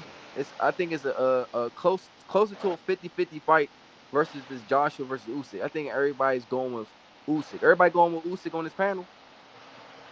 Yeah, I think so. I think except Butch. I think Butch might have Josh. Oh Butch. hell no. Oh hell no. Oh hell no. Usyk gonna fucking run Anthony Joshua over, and Joe My Joe bad, but Joyce. my bad, but Joe Joyce is gonna beat the shit out of Joseph Parker. He's gonna fucking steamroller him. I want to see Wilder and Joe Joyce. That's what I want to see. Wilder and Joyce. Hey man, Wilder coming back against a top 15 opponent. I think Robert Helenius is like a top 15. That's not bad from a guy coming off a beating like he took in a great classic fight. I mean, he took more of a beating later in the fight, but he gave it as much as he could against Tyson Fury in one of the greatest heavyweight fights you will ever see. And he's coming back from a long layoff. It's gonna be interesting to see what he got left. Honestly, Robert Helenius is a good fighter too. He has good knockout power. He's tall. But I think Wilder should get him out of there. If Wilder is even what 60%, I don't even say 50% of him. So he should get him out of there. He should. man, Let's, I think we underestimate the mental of boxing just in general. I don't think mm, we understand what it the the effect that it has on a fighter. A fighter can win and something can fuck him up mentally in that fight for the rest of his life. And I don't think we realize mm, how often that happens. I mean, I could sit up, for example, and beat a dude and throw all my fucking power shots for 12 rounds. Well, guess what? That's gonna put some fucking doubt in your head when you start fighting some of these other dudes. So now you might not sit down on all them punches because you done gave everything you can. You still can't knock them out. Now you might change the way you fight. And I think that mental of you believing in what you do, like Wilder. Wilder believed in his power from every motherfucking round down to 12. He believed in that shit. right. You know, and I think we don't realize that. You can see certain things that happen to fighters and they ain't the same no more. It's kind of like we was talking about Adrian Broner earlier, not to bring him back up, but he don't let his hands go no more after the Madonna fight. You know, Yeah. it's things mentally can fuck you up, man. Yeah, I think Ibishi is another fighter. That's a perfect example. He won his fight with David too, and since that fight, he was doing shit outside the ring, crazy shit. Before that, I don't think he was in trouble with the law doing crazy shit. But after that David Tua fight, which at the time they held the heavyweight record of thrown punches and landed punches, and those were two big knockout artists, and they Hmm. was landing as much as they was giving as much as they took. And after that fight, you know, he was never the same mentally. He kidnapped some prostitute or something and drove the car into a wall and held somebody up for hostage in a hotel, all types of stuff. And he was No never the doubt. same. So then We you talk got about Jermaine. all. Go ahead. My bad. My No, bad. go ahead. We talk about all the people that win, but what we don't talk about, man, y'all don't realize how many fighters get their ass kicked and don't fight no more. That Nah. shit is mental, bro. You be fucked up. You done worked your ass off. You thought you was ready, and that's like what's that dude name? I'll give you another one. And I really feel bad for him. What's the dude Zapata knocked out? Oh, Vargas. Baranchik. Ivan Baranchik. Yeah. No, I'm talking about Vargas. Vargas. He knocked Vargas out. Vargas did Oh, all that Jose talking. Vargas. Jose Vargas. Damn. Then he just got knocked out again. You think his fucking mental ain't fucked up for the rest Yeah. of his boxing career is over with, bro? He got knocked out by a journeyman. Yep. He got knocked out twice, back to back. And you know what the next man see when they see him? Lunch. Yeah, man. I'm And telling you, that's the way boxing works, bro. People don't believe that shit. Motherfucker see you fucking goddamn can't fucking you. Yeah, he can box. Motherfuckers be talking about you. Yeah, that motherfucking box, but you just gotta keep putting it on him. That bitch will quit. Yeah, they know. so my question is, with knowing all that, do you think Deontay Wilder still has the same fire, the same just fervor of just want to be the best heavyweight on the planet, to be the baddest Honest, man on the planet, to be the one to hold all the belts? That was his goal. honest, the honest to God truth. One thing Mm-hmm. about Deontay Wilder is a fighter. I can't take that from him. I can say Mm, whatever I want to say about him, but I can't mm, take that away from him. He's a fucking fighter. He in right. there to fight. He ain't in there to quit. Now, do I think he lost his edge? I thought he lost his edge from the moment that he had to gain that weight. I don't think that was a good thing for him. Mm, Some people's body is not meant to carry weight. His legs does not suggest that he need. He was already big up top. Even if you go back and look at the little Deontay Wilder, right. Yeah. he's Yeah. always been big up there. Now, when I see him fight, he never looks stable to me in the fight, even when he be bagging up. It's like, what the fuck you doing? Like he rocking or limping or something. He just. I was Hmm. used to that quick Deontay Wilder. You might have been able to, hit him and lean on him and wear him down, but shit, you was gonna have to goddamn watch out for them motherfuckers stepping to the side real quick and popping you too. Yeah, but we also gotta give credit to the fact that Wilder had enough balls to go in there and fight Tyson Fury not just once but 3 times. People don't understand how dangerous Tyson Fury is when you got a 300-pound man, close to 300 pounds, punching you, sitting down on his punches, and he has good technique. There's not a lot of guys like that in the history of boxing that's that big and got the right amount of technique to get all the force generated and can club you. Hey, And and ain't none of them heavyweights that you talking about, all them heavyweights you name, I ain't seen none of them motherfuckers line up with Virgil Ortiz until now. He probably 50 fucking years old now. Deontay Wilder was the only one gave that man 2 fights. You ain't seen none of your favorite heavyweights in there with You mean Louis? Victor Ortiz. yeah, he talking about Luis Ortiz. I know you talking about. My bad, Louis Hey, Ortiz. we about to find. Hey, you know what? That's another good heavyweight fight that's coming up. That's underrated in my opinion. That's coming up what Yeah, two but he two more old as weeks? hell. Yeah, it's He true, ain't got but no taint. He he ain't still got no got. taint. If the fight go up to 5 rounds, he gonna lose because he ain't got no taint. Yeah, he'll be in trouble if this fight with him and Andrew Reese goes late. He's gonna be in big trouble in my opinion. But the thing is, with Andrew Reese, he's not a defensive fighter. He likes to come forward, and that's what Reese. Ortiz wants. That's what Ortiz wants. And the last thing to go for the heavyweight is their punching power. And I think, and he showed against Charles Martin. He still got one punch knockout power, and he still got he can finish you off. He can finish you off. But that's another good heavyweight fight. You know, um, I don't know. I just feel like with what happened to Adrian Broner, I know a lot of people don't want to talk about that subject, but I agree with you. The mental health of fighters, a lot of us don't talk about that. It's bad enough that they get punched in the head for a living, but they got shit that they deal with outside the ring. And I think we as boxing fans don't care enough, or don't even, and we take that for granted. We truly do. Yeah. We Give me we a tr- break, Cosmic. I see you on there fucking with me. I'm in Louise. You talking about Virgil? uh, Virgil fighting that heavyweight now. shit. When Yeah, was the man. what, Like I said, the mental of the fight. That's why I got Usyk beating Joshua. It's the mental. It's the mental side for me. On most of the fights that I judge, when you say Crawford and Spence, it's the mental. It's the oh mental.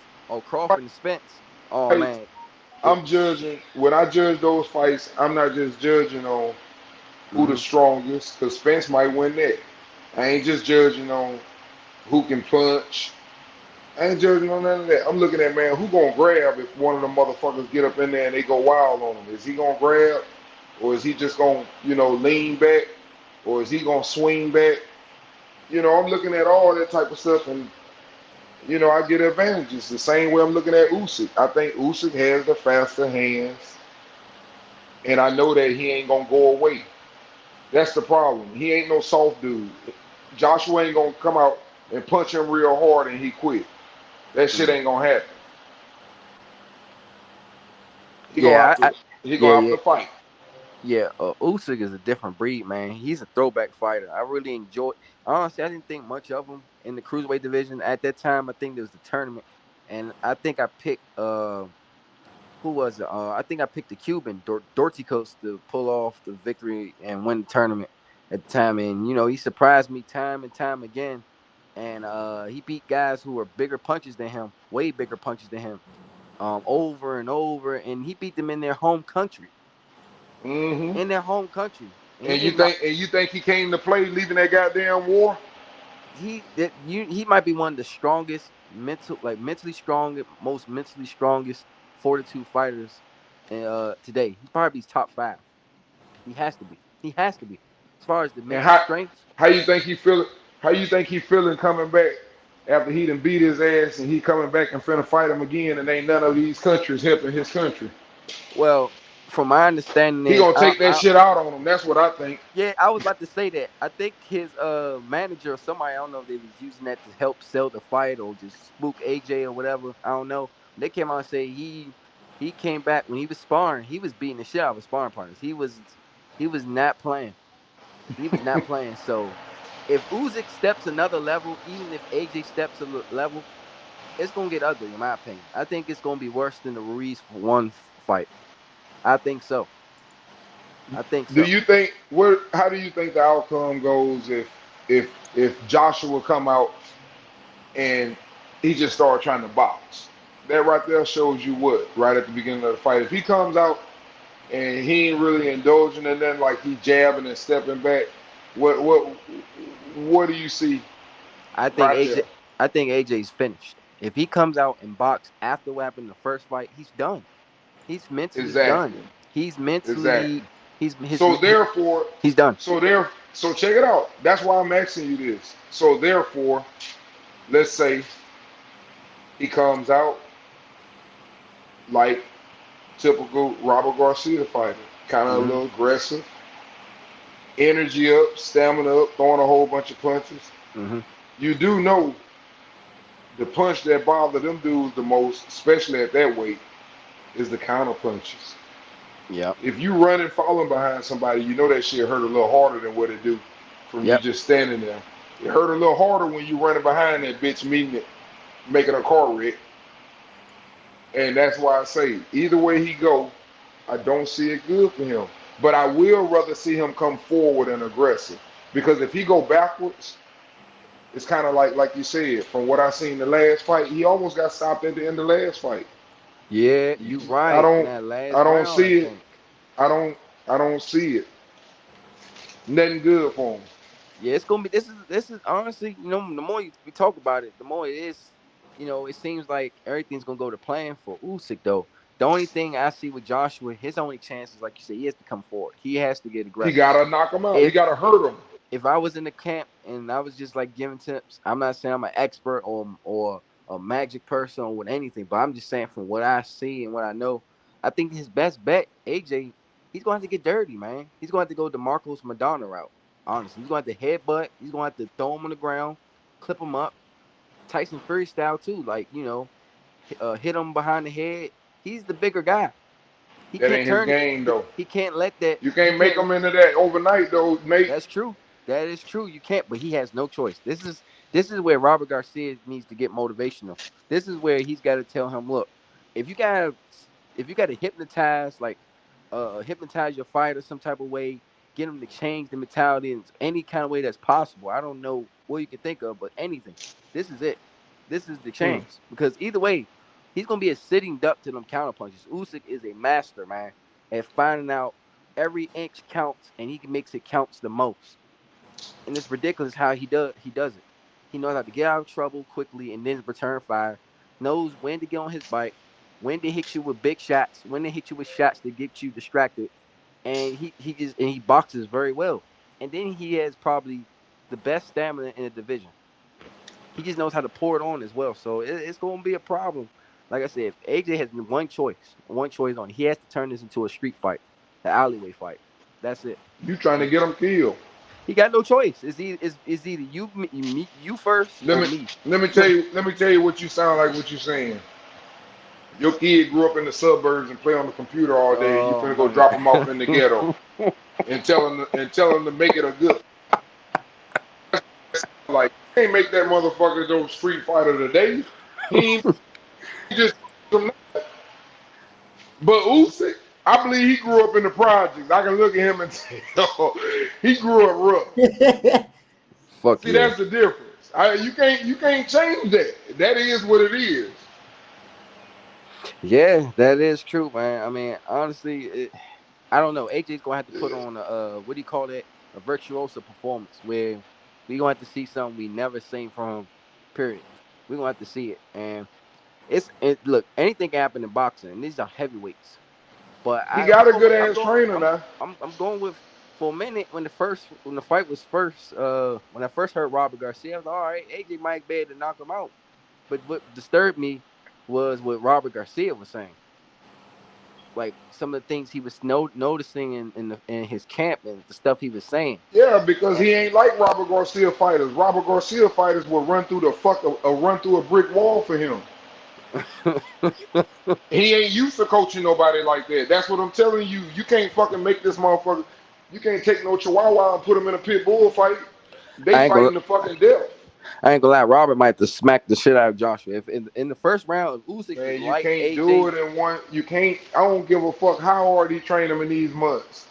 You can't Y'all talking change. about Joshua and Usyk? yeah, Yeah, you Yeah, can't. You Joshua got can't to change no man. Joshua got to stop him from catching his rhythm. If Usyk catches his rhythm, it's over. yeah, that's what I was saying. He got it like as soon as that bell ring. Honestly, he needs to do what I've seen. Like Roberto Duran did it in the past, where Yeah, get a little he'll dirty, huh? not just that, but Roberto Duran did this little trick where before the fight began, he'll get close, like try to get as close as possible to the opponent. So he'll move a little bit, real slow, and the ref will look at both fighters, like look both ways and make sure everybody leave the ring, and he'll move a little bit. Fighters done it in the past, so they can get to the center of the ring quicker. And that if I was Did y'all Joshua, see that's what the how fuck I'd do. Cause honestly, Did y'all see how big Usyk got? yo man, yeah. I think he's getting ready for AJ to come forward and throw a lot of punches and get rough Yeah, with him. I think that's what. Hey, you know what? We just talked about bulking. We just talked about it. What if the bulking right. for Usyk doesn't? What if it works against his favor? But Against him, what did I say to you before though? You know what the difference is? he He can walking in the. carry he can carry his weight. Your legs determine if you can carry a lot of weight on the top. If you ain't got no legs to carry that weight, it's gonna be a problem. Okay, I get what you're saying. Yeah, Usyk's lower center of gravity in his legs is much more balanced. Deontay Wilder arms are bigger than his motherfucking legs. Facts. Yeah. Shit, hey, that's a fucking fact. Hey, That shit hey, crazy. this dude that's talking, is that my boy that used to be talking about Javier Fortuna and shit? Yeah. Javier Fortuna. Yeah, I ain't ashamed. Javier Fortuna. What's up, man? Yeah, Javier I know. Fortuna. I just remember your voice, bro. What's Yeah, up with Javier it? Fortuna, one of my favorite fighters, man. I like the Yeah, I fact always that liked it your breakdowns, man. They used to be trying to hate on you, but you always used to call in and break the fights down, man. yeah. I ain't give a fuck. I just shot the breeze. Yeah. Yeah, it depends who you get on here. You get some people that they just gonna go crazy. But Yep. if somebody hold a nice conversation and can talk back and forth, you can do it. Yeah, Yeah, I he was just always do though, and he respectful. You know what I mean? Oh, you know, yeah. I remember him. I remember Nate. I done met Nate a couple of times. Yep. Yeah, I be on here and there. I tried to get on a couple times, but I couldn't because you know how life is. But Nate, I Nate, what you think about the fight, man? Is it gonna happen? Who which gonna fight? win? Man, the What? big one. Oh, Spence Crawford. Yeah, it's gonna happen. It's gonna Yeah, happen for sure. It's too much. It's too much money. I know a lot of people believe there's no money in it, and no, it's too much money. It's look, Ellie Setback is one of the premier YouTube reporters. He knows almost all the celebrities you could think of, almost all of them in Hollywood, and he always asks them. I don't care what nobody say about well those the ones that watch boxing. He asked casuals. They don't know. They don't really watch boxing unless it's a big fight. They said they want Spence versus Crawford. Name me a celebrity right now. I'm sure he talked to him and he interviewed them and they asked him, "What do you think about Spence Crawford?" Oh man, I can't wait for that fight. I don't really watch boxing much, but I know those two fighters. They some killers, and I can't wait. Yep. It's money in it. All they who need to you do is got in the Yep. pay, fight? huh? Who you got in that fight? Every day I switch back and forth between Crawford and Spence. Monday is Crawford. Tuesday is Spence. What's the day? Oh, what's the day? What's the day? Man, You might as well. You today might as is well just say it's a draw like me, technically right? Tuesday. Technically, all right. So I got Spence right now. Technically Tuesday, so Spence. Tomorrow I have Crawford. Tomorrow I have Crawford. They just that good. Like people don't understand. Crawford's the better boxer. He's the better all around Yeah, fighter. He's the bet. but He's the no, I smarter think fighter. Spence. I think Crawford's the better boxer, but Spence is the better fighter. Nah, man. I think It's a difference. Mm-mm. Crawford's all around just better. But I think the thing with Nah, Spence is no, he got no, a bit. no. You think Spence? If you think if they fight in a fight that Spence can just outmatch him? I think Crawford's gonna be surprised at his pedigree and the things that he can do. He done showed a lot of different stuff that they're not giving Errol credit for. When he fought Mikey, people didn't think he could box like that. We know what he do on the inside. He fought Danny from mid range, and I know Crawford is excellent from the outside, but he's not that good from the inside, bro. And I'm not saying that's the reason Crawford gonna lose. Oh, okay. I got my reasons. I got my No, reasons, but I think I got you. if you I listen to got you. Chris Algieri just broke down the fight the other day, and he basically was saying that Crawford is going to be surprised about Errol push and pull game where he can get in and out. You know what I'm saying? Everybody got Spence labeled as just one dimensional dude, but to make it to to the Olympics and stuff like that, there's no way you can be like that. I just think nobody has put him to a point where he has to show all of his elements, but I think Bud is gonna bring that out. Yeah, he got no But choice. I'm not delusional, bro. I can see it going either way. But when I break the fight down, I got Arrow uh to taking the fight. Yeah. I think Crawford got a hell of a chance to pull it off just because the fact that he has the longer reach. Earl's going to have to come forward, and that's what he's going to do. And Crawford works best when you come to him. He does. He's got a cerebral mind. He has fast hands, got good punching power, and he's clutch, man. He's clutch. Hey, He's I one let of y'all talk. okay. I swallow that shit I'm listening to. Uh, But check this out. You just said something. You just said Crawford fights better when an opponent comes to him. Okay, Yeah, let me that's tell what he you said. why. Let me tell you why. That's the reason why I don't understand why everybody keeps saying this shit. There's one way I see this fight going Earl way. That's that he hit Terrence Crawford so fucking hard that he fucking hurting and he won't throw back. Why do I say that? Because I've seen Earl Spence fight a whole bunch of fights. The only negative I can say on Earl Spence that I ever seen is when Sean Porter went wild and he didn't fight backwards, going backwards real good. That's the only thing I can say negative on him. mm. And counter punches. A person that throws when he throws, like Emmanuel Arte, like Ugas did, they throw when he throws. Those are the Hmm. punches that hurt him. I've never seen him get hurt from somebody that just punch him hard. He walked through that shit. It's the counter punches that can Definitely, hurt him. So definitely. those two I agree with things that. there, those two things that I just said about Earl. Now I look at Crawford. What is Crawford vulnerable to? Crawford is vulnerable to fucking overhand rights. Ugas would have been a tough fight for him. Really He tough the sure way would he have. throw that motherfucking right hand. Earl does not throw his right hand like that. I've never seen him just swing it wild like that from way back there. He does not throw that right hand. Now, if you say Crawford is going to win going backwards, I look at it and say when Crawford turned it on and started swinging, he got the faster hands. And if he coming forward, Definitely. that's dangerous. And he going backwards, because if Sean Porter can move you backwards, you better best believe when Crawford comes, if you do something to him and make him fight, and everybody keeps saying inside fighting. Inside fighting, I don't know why. And I might be the only fool that believe this. I think Spence has a better chance if he stays patient and fights from the outside. Inside, I think Crawford gonna break him down because of the quick hands, Oh the no, timing, I the disagree with counter that. punching. Hey, if he can't hurt him, watch what I tell you. He's I, not a person you want to I be in there with because the difference is this. Y'all keep saying Earl can fight inside. Understand something. Earl fight inside because the other man holds his hands up and just fucking getting hit in the body and he stays there. The difference is this. When people throw at Earl, Earl puts both of his mitts up. Crawford willing to fucking take one to get one. You better believe it. You well, better believe it. He well, ain't Yeah, gonna put but see his up. that. well. Thing is But see, that this the like, thing, look, man. Crawford, like, oh, good. go ahead, bro. Go ahead. Well, You gotta I hurt him was, though. I'm just saying. I, You can do it, but you better hurt him I because think, he ain't that type of fighter.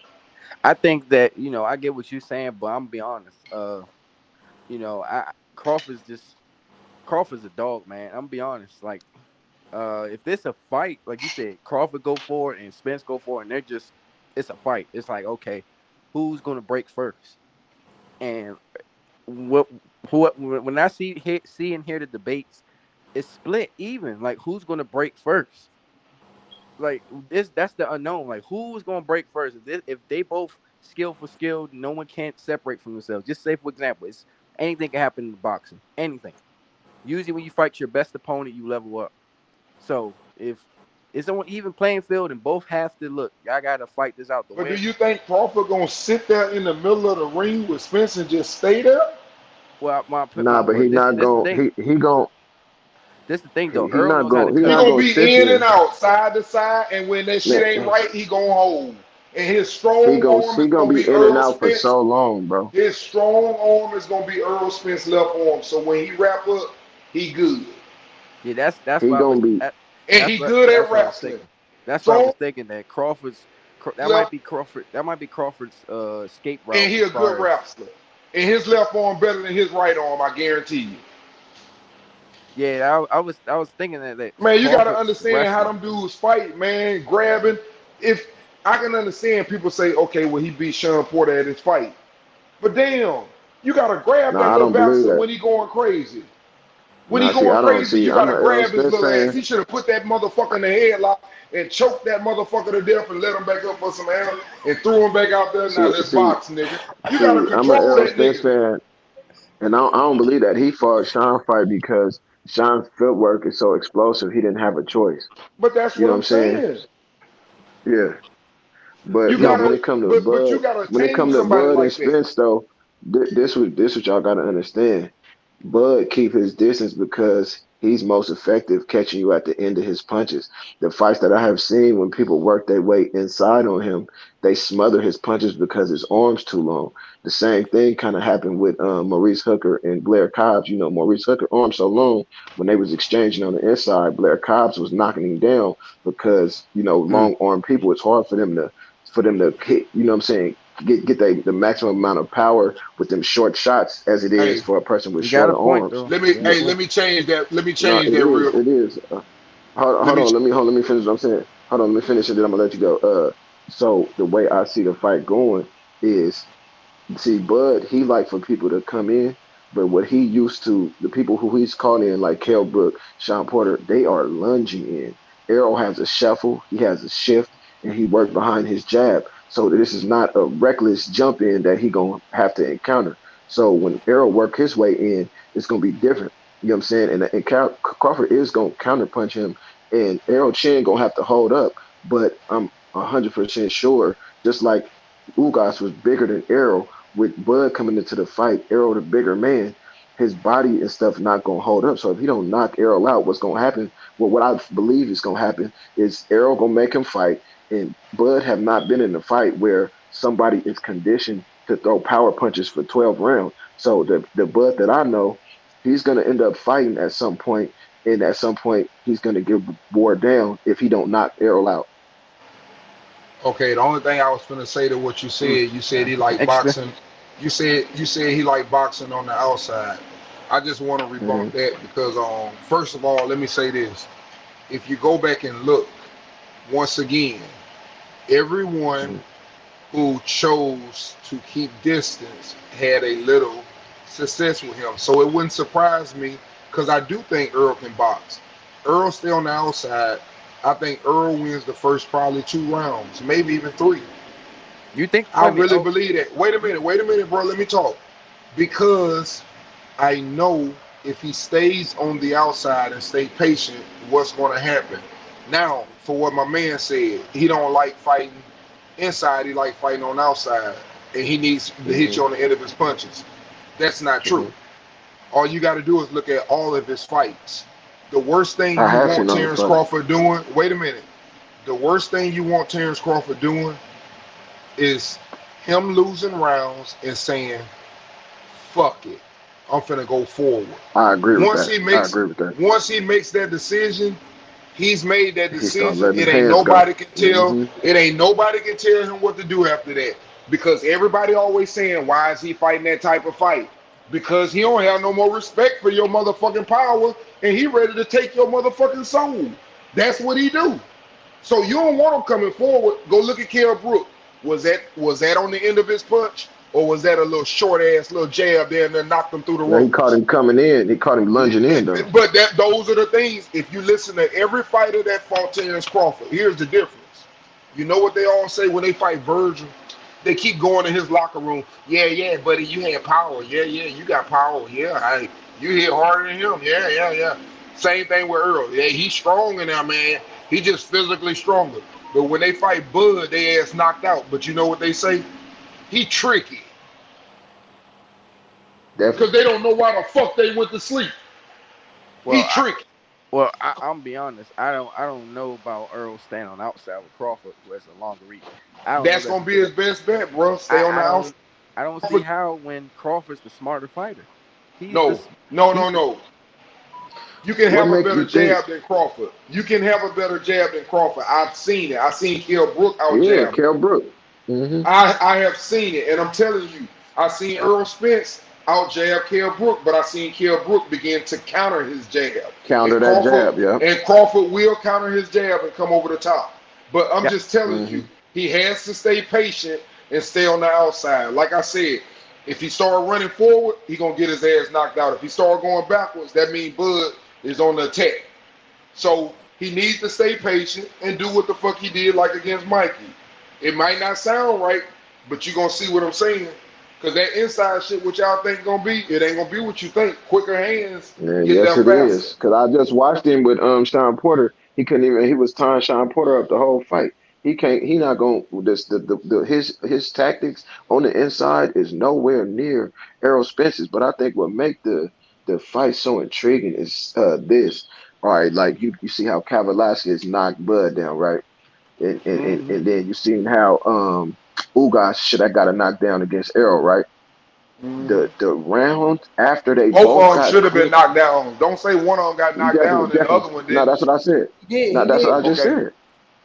That's what I just said. But what I'm He saying said is he this. got knocked down against Kavalauskas, then he say Earl should have been knocked down. No, No, that it nigga should would have have been been a counted as a knockdown too. knockdown. No, no, I Neither said one it was should have been counted. counted as a knockdown. But Neither neither one was one Yeah, of them got counted as a knockdown. Right, yeah, right, that's what right, I'm saying. right, right, right. Okay, I hear That's what what you're I was saying. trying to But say. but no, I got you. I got you. But this what I'm saying though. If you look at how they came after that, that's what make this fight so special. Because when you talk about who will is gonna be broken, somebody finna have to go to sleep for one of them niggas will to be broken. Because Yeah, what if the evidence shows us that when one of them get clipped, man, they is coming back even stronger. I They think Craw- coming back I, even I stronger think I think That shit Crawford. can be bad I though. think I That think shit can be Crawford. real bad. I think Crawford's for real. either one of them though. I They think can be Crawford bad for real. Nah, either one of them. I think it's more so for Earl because Earl, I like think when that Crawford. nigga came back off them ropes with Ugas and started right back fighting in that slow ass shit, you get in there, y'all niggas gonna see the difference in hand speed when they get in there. Watch. Man, That's all I'm Yeah, gonna that's all I say. cool, but all I you know gotta is understand this. When Arrow came back the next round, he broke his face, bro. He I broke understand that that. man orbital bone. Yeah, I so when understand you that. talk If you about leave that motherfucker there, I probably can break it too if you leave it there long enough.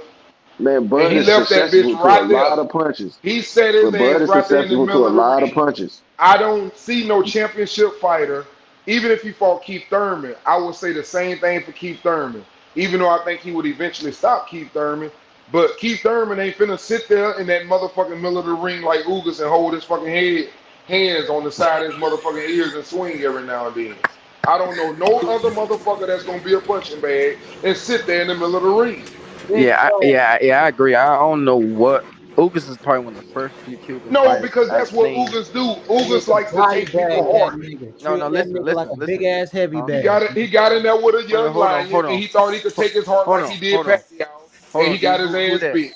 Somebody came in. Who Hmm. that? That's threes. I say, yeah, he treated Oh, Ugas like a big ass heavy bag.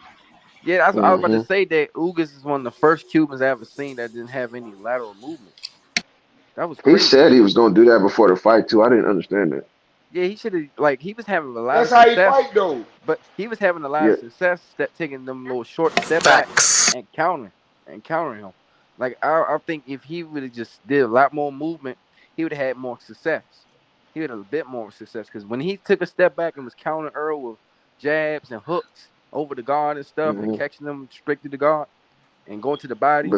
But see, the thing about it That is nigga stood in the middle of the That's ring. what He Arrow stood in the really middle of wants the you to ring do. If and the you watch body snatcher Arrow, did his what he do. game He plan, snatched the body. You leave it Arrow there. game plan Errol game plan is to lure you into an all-out fight. However he got to do it, he gonna do it. And when the fight happens, he banking on the fact that you gonna break down before he do. So Exactly. when Ugas was catching him with shit, it wasn't necessarily hurting him until the mouthpiece came out. You know what I'm saying? And slowly but surely, you seen Ugas guarding his ribs. You seen his nose Yeah, he get broke him puffed up. down. You seen his eye. He broke But him you know on what the down difference was? But you know, Because Errol, hold on, let me get this off real quick. Because my bad. has a nah, you good, bro? Because I like hearing what you having to say. But the thing about Errol, if you watch that fight, I've seen it 23 times already. If you watch that fight, I want you next time y'all watch that fight, I want y'all to pay attention to how many times Errol hit him in his hips, in his flanks. See, I did a study on that because I knew Errol was doing that, but then I looked into it. That takes away your mobility. And I'm not saying that's why he became a punching bag, but if Interesting. you watch the fight, I want you to really pay attention to how many times he actually aimed for that man in the hips. You know what I'm saying? He banging him in the hips. I'm watching, I'm like, damn, he really come. My partner told me to look at it. So I'm looking at it. Man, he banging that boy in his flanks and his hips so much. I'm like, God, and it got to a point where he just stopped moving. Now I Hey, don't think see, let me add go on ahead, to bro. that Go what you ahead. were saying. Let me add. No. I Mhm. wanted to add on to what you were saying because you made some good points. But I wanted to say this. The difference was this. You said that Earl wanted to just sit in there, and just bang with him to get him into a banging fight. The difference is this. Mhm. Earl was there, and that motherfucker was still. Earl wasn't still. Earl ass was getting in and out and moving to the He sides sure like he was needed to.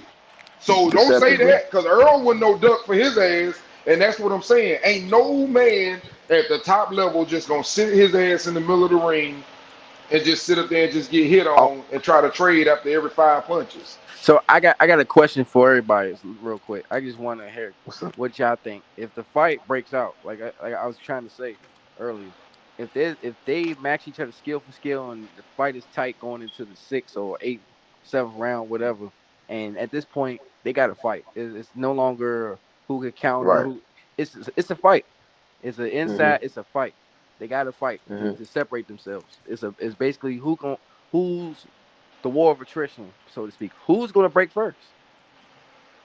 That's Let the me say question. this, man. Um, Here, I here's mean, what that's why here's the what I see. Here's what I see from what I've seen. I watched both of them fight. Somebody tell me if they know what I'm talking about. If them okay. motherfuckers get into a all-out war, like my man just said, okay, now it's just me and you. We in the middle of the ring. We need this motherfucking round. We fighting. You gotta say something about timing. Whoever you think got better timing for better countering, all that type of stuff. You gotta think about who's faster. You gotta think about who is able to, duck under and trade while you throwing. Because both of them can punch, but if they leave their hands up, it's gonna be hard to pull them hands down once they up. Cause your ass might get knocked down, you knocked out, you pull one arm down. And Hmm. when I look at that, think about it. You know what I always see when I see Bud fight? What make me like the way he fights so much? Y'all ain't never seen how that motherfucker just like when he fought Amir Khan, he'll show that motherfucker the fist and just hold it up, like change the timing on the motherfuckers. They was coming at zero point fucking 4 seconds. Now they coming at 1.6 seconds. Now they coming at 3 seconds, and then Yes. speed them Yes. bitches back up. I That know what you're shit talking fucks about. people up, bro. I know what That you're shit talking fucks about. them boxes up. If you look at that shit, that's the reason why I say y'all think the inside gonna be what y'all think, and I think it's gonna be the opposite. So Because when that nigga pick, hold on, when he picked speed up, go look at the Sean Porter I fight. You can. say you watched that Hey, Bud hey, fight. When that hey, nigga picked hey. speed I up, agree. it's a so four. so Man, I agree a so D hundred so percent. That's so why. That's why he is. Because so I'm a Errol Spence fan. Not to be going off subject, but my son is a Terrence Crawford fan, right? So we Wow. analyze this shit all the time, right? So Bud has the unique ability to change speeds, and Speed. that's sometimes how That's how he he knocking them lure. out.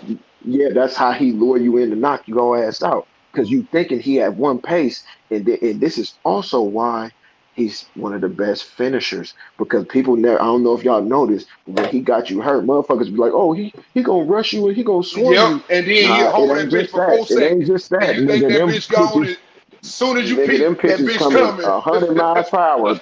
Them motherfuckers coming 100 miles per hour. That's why when motherfuckers try to shell up, and he changed levels better than people think too. But see, the thing is this: when I look at the fight.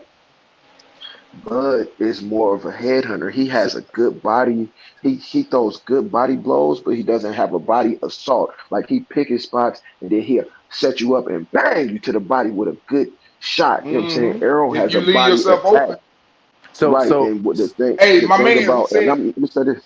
Let him Let me so finish. say so this, and then I'm gonna be quiet. I'm sorry. The thing Let him about finish. Arrow is Arrow work behind the high guard, and what you can't move is your body. You can move your head all you want. See, because Bud is more of a headhunter than a body attacker. You know what I'm saying? Arrow work the high guard, and he gonna work your body. You can't move your body. So if it become an all-out war, it's kind of gonna come down to it's Arrow chin or Bud body gonna hold up. All right, y'all so go ahead. so so I Hey, so Nordy. so so Hey, who Nordy, so you who? said you seen like 23. I'm sorry. He said he seen the fight like 23 times. I gotta ask you a question now. You gotta be honest about this. Yeah, You I'm say always you 100%. watch Spence throw all them punches to his hip. So I'm gonna ask Uh-huh. you. I know that's your fighter and you were watching him, but did you just so Yeah. happen to watch? And if you didn't, look at it a 24th time. Did you notice No, talk to me. every time he punched Earl in the gut, he almost came off his goddamn feet jumping back? So I was arguing with somebody about that because I'm a realist, bro. Like that's my fighter. But so my partner was trying to tell me that you know how you can roll with a punch, somebody hit you in your jaw, so you turn your head that way, the same way, so it's not actually resisting the punch, so it don't hurt as much. He tried to tell me Earl was doing that, and I was like, nigga, hell no, he was hurting, and I bro, don't he know, but was I know hurting every to the time he body. cracked him, I'm just letting you know, watch it again. Every time he threw that motherfucking body shot on Earl, Earl ain't like that Uh-huh. shit. Earl was jumping his ass But back. see, it's like my partner said though. If you watch Okay. closely, every time he hit him in the because it happened in the ninth round. It was two good ones in the ninth. It was in the ninth round when Errol was beating him up. If you watch closely, when he hit him in the body, he like scrunched up and And he immediately put came that forward. motherfucking elbow down. But he put that But elbow he down. immediately. But I'm saying when somebody hurts you, you gonna stop. You might go back. You're It's not fit to poker, come baby. immediately forward. He comes It's poker. immediately forward after both That's body right. He blows. better come forward. He better So have a poker face. so He so go backwards, basically it's over. so basically everybody is basically saying that if they go into a war, Crawford's gonna come out on top. He's gonna be the last man Nah, I'm standing not in the saying war. that. Nah, I'm not. I'm definitely not saying that because I got it the other way around. Okay. Anybody else? They got anything to say to add to that? Like who's gonna be the last man I standing think if it Spence comes down does to a good. war? If he Arrow in 11. If it's a war, I okay. got I Errol got at Real 8. life or something. I got Spence doing good as long as he stays patient and stays on the outside. If he start following him, I don't see it ending good. And if Bud start chasing him, I don't see it ending good. I So think that's as long as he interesting. stay patient Hmm. and he box and Hmm. uses length, I see him having a good chance. Yeah, Because I believe Crawford can be out jabbed. I'm actually in a war. I'm actually definitely picking Earl Spence if it's an all out war. Yeah, me I too. mean, we seen many fighters who got more tools than the other fighter in the war, and a lot of times they end up losing. So we just seen it with Erickson Lubin versus Sebastian Fundora. He's got more tools than Fundora, but in the war, he just couldn't. He couldn't. He couldn't. He couldn't. He was the better fighter, the better boxer. And I'm not trying to You make know it. I why? read between I read between the You know lines out why of I got Earl. Errol in the war? You know why I got Errol in the war, bro? Because his jab is used for different things, bro. He used his jab to get inside. He used his jab to They judge all do distance. that. He used that's what I'm talking about Errol. I'm talking about Errol.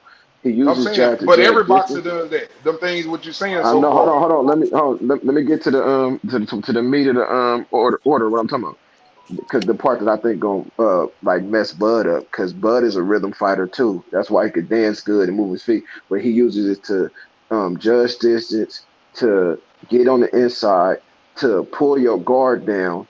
But he uses it as a rhythm disruptor.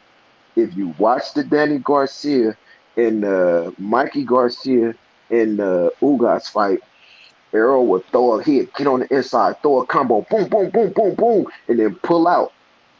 You know what I mean? As soon as one of them would come forward with it, his jab would be right in their face. And some of the times, like Ugas would throw his punches, and the Errol would catch him with the jab. It might not even be that hard, but he throw it, not the trajectory. of his blows off, and some of them even hit Errol, but it has softened him up because of the jab disruptor, and I think that's gonna come into play into the fight too. Yeah, Hey I man, I think love having this good I think Yeah, discussion man. with y'all. I just had to say that. I think in the Me too, war, man. yeah, Earl Spence definitely has the home field advantage. But if it's a chess match, a chess board, I think Crawford's gonna probably hit Earl with something he don't see, he's never seen or felt before, and it might be over because Bud is one of the most scariest finishers I've seen in boxing. It's ridiculous, man. Once he smells blood, he's more than just a regular shark. He's a tiger shark, man. He's a great white. It's ridiculous. Hmm. Like the way I he think Hey finished Nordy, Kell And Brook. hey I Nordy, didn't. I I, think hey this. Nordy, I gotta mhm. counter that with you though when you was talking about Earl, the way he's going to throw his jab, he's going to maneuver things and things. Because here's something that I hmm wanted to ask. We've been going back and forth, and whoever else want to join in, man, y'all welcome to join in. But Yeah, yeah. Yeah, I've been you trying. know, my question to you, Nordy, is because after you just said that, who do you think is going to be? Because this is really where the fight is going to be won. Who do you think is going to be the ring general? Because that's been the whole problem. Nobody can make Crawford fight. Hey, he don't want to fight. That's true.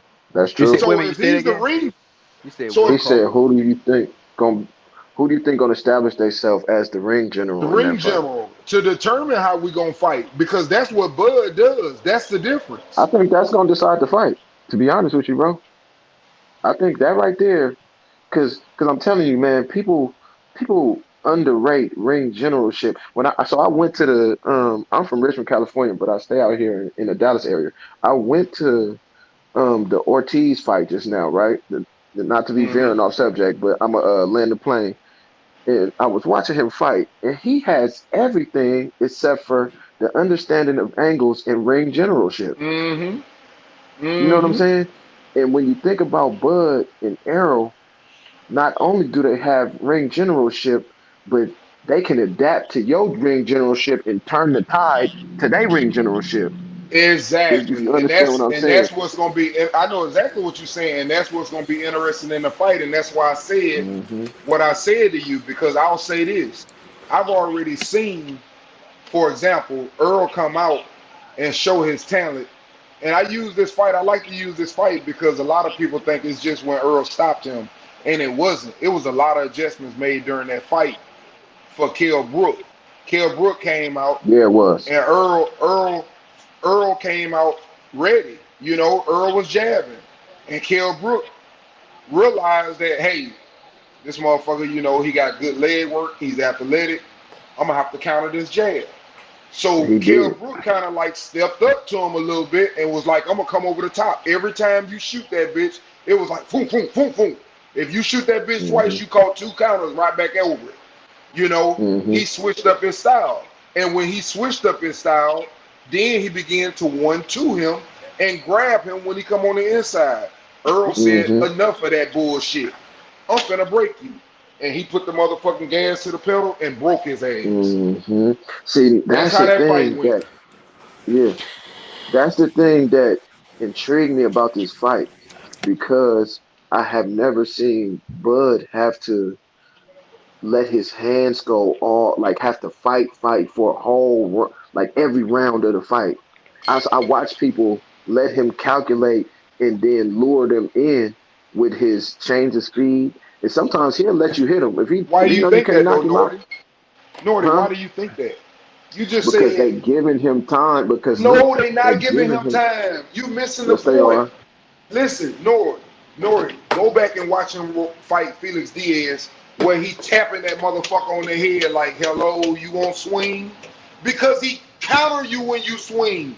That's why I said Earl will not throw 80 punches against Bud Crawford. If you throw 80 punches against Bud Crawford, you better hope that bitch laying on the ground, because if he ain't, your ass is. You can't But throw if he that many doesn't, punches. Yeah, You go ahead. cannot Go. throw. No, Listen, wait. you Detail. Hold on. cannot throw that many punches at Detail. Shakur Hold on. Somebody. Stevenson. Somebody else's time. Go ahead. Whoever that was. Go ahead, man. My bad, but you can't throw that many Go ahead. punches at them Go ahead. type of fighters, man. They Go. counter too good. Go. If you repeat the same mistake, you're gonna pay for it. Hey, Go ahead. But Go you ahead. gotta Whoever that was. yep, understand, Wait. even Hold that's on. his Hold game. on. with That's his Hold game, on. countering, though. Hold on. Hold on. Hold on. Who was that? Go ahead. Speak. Oh, that's brutal. No, I'm just saying that's Errol's game though. That's 80% of his strategy. Like he doesn't throw that many punches, he's not gonna win. That's true. That's very true. But Good I, luck, then. but he right about him countering him. But I think this is a key component too, and this is what I learned from the Ugas fight. You know why Ugas was shelling up like that? Because one of the worst places to get caught when you letting your hands go is It's to the standing body. still and To standing the body. still. You let a motherfucker hit you in your liver while your right hand is on the attack. That's how people, a liver shot can paralyze you. So, you know what I'm saying? I just feel like when Bud is gonna counter and Errol, they gonna work their mitts. But if Bud don't know, because okay, what's gonna happen is Bud is gonna flush him out. Within the first 3 rounds, we gonna see Errol get hit with a counter that either gonna knock him out or we gonna see Errol do that little evil grin. If he do that little evil grin, man, it's gonna get ugly, bro. It's So gonna All get right. so ugly in that so motherfucker. so I got a I question. seen. I got a Let me question make to it. the I got a question to the panel. Panel. Who what will be the So what will be the biggest X factor in this fight? Terrence Crawford's counters or Earl Spence's ability to just make it a fight? What will come into play more? I got two. I Because something's got gonna two. happen. I, I got a couple I of them got as well. two. I got two. I got two of them. What you talking about? The key X factors in the fight to me is can Bud. All right, you know how he changed southpaw on the orthodox fighter, and then he Hmm. counter your jab with that looping left hand that sometimes catch you behind the ear that will knock your ass out. You know what I'm saying? He's not gonna be able to Hmm. do that with Errol because Errol left-handed. So can True. his left hand True. generate that from the orthodox stance? Can his left hand is it quick enough and powerful enough to do the exact same thing that the right hand do from the orthodox from the southpaw? That's one. And the second one, and this the most important part of the fight to me, because it's gonna become a southpaw versus southpaw fight.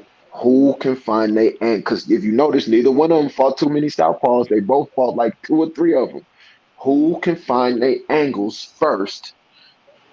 See, Don't say two this or ain't three about of them. speed, One on power. fought one. One on fought one, and we know one. The other one that fought like 3 or 4 of them. One of them ain't fought Hold number on. Who one, fought and one? they ain't. Ocampo, I Who think fought the one? only one Earl that had. Nuh-uh. Van Herndon was a southpaw. Emmanuel Larte was a southpaw. Okay. Okay. Hey, Piro. No, Wait. Manuel Wait. Larte was Hold on. right-handed, Ho- bro. Yes, sir. yeah. No, he Yeah. wasn't a No. Hey. southpaw. You Let. go look, bro. Larte was right-handed, and that's what he hurt him with, that Bro, right go Hey. hand. go look again. He was a southpaw, bro. I promise you. Hey. Let. It's my Let. favorite fight. Wait. Let Piro say about the X factor. Like what's going? Go ahead. Yeah, I got a couple X factors. Errol's body work and his eye.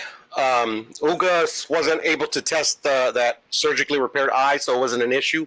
I think Bud will. Mm. So if it holds up, it's going to be a tremendous fight. I think stylistically, they mesh up really well. I actually think neither fighter is going to be able to take away what they do best. Mm.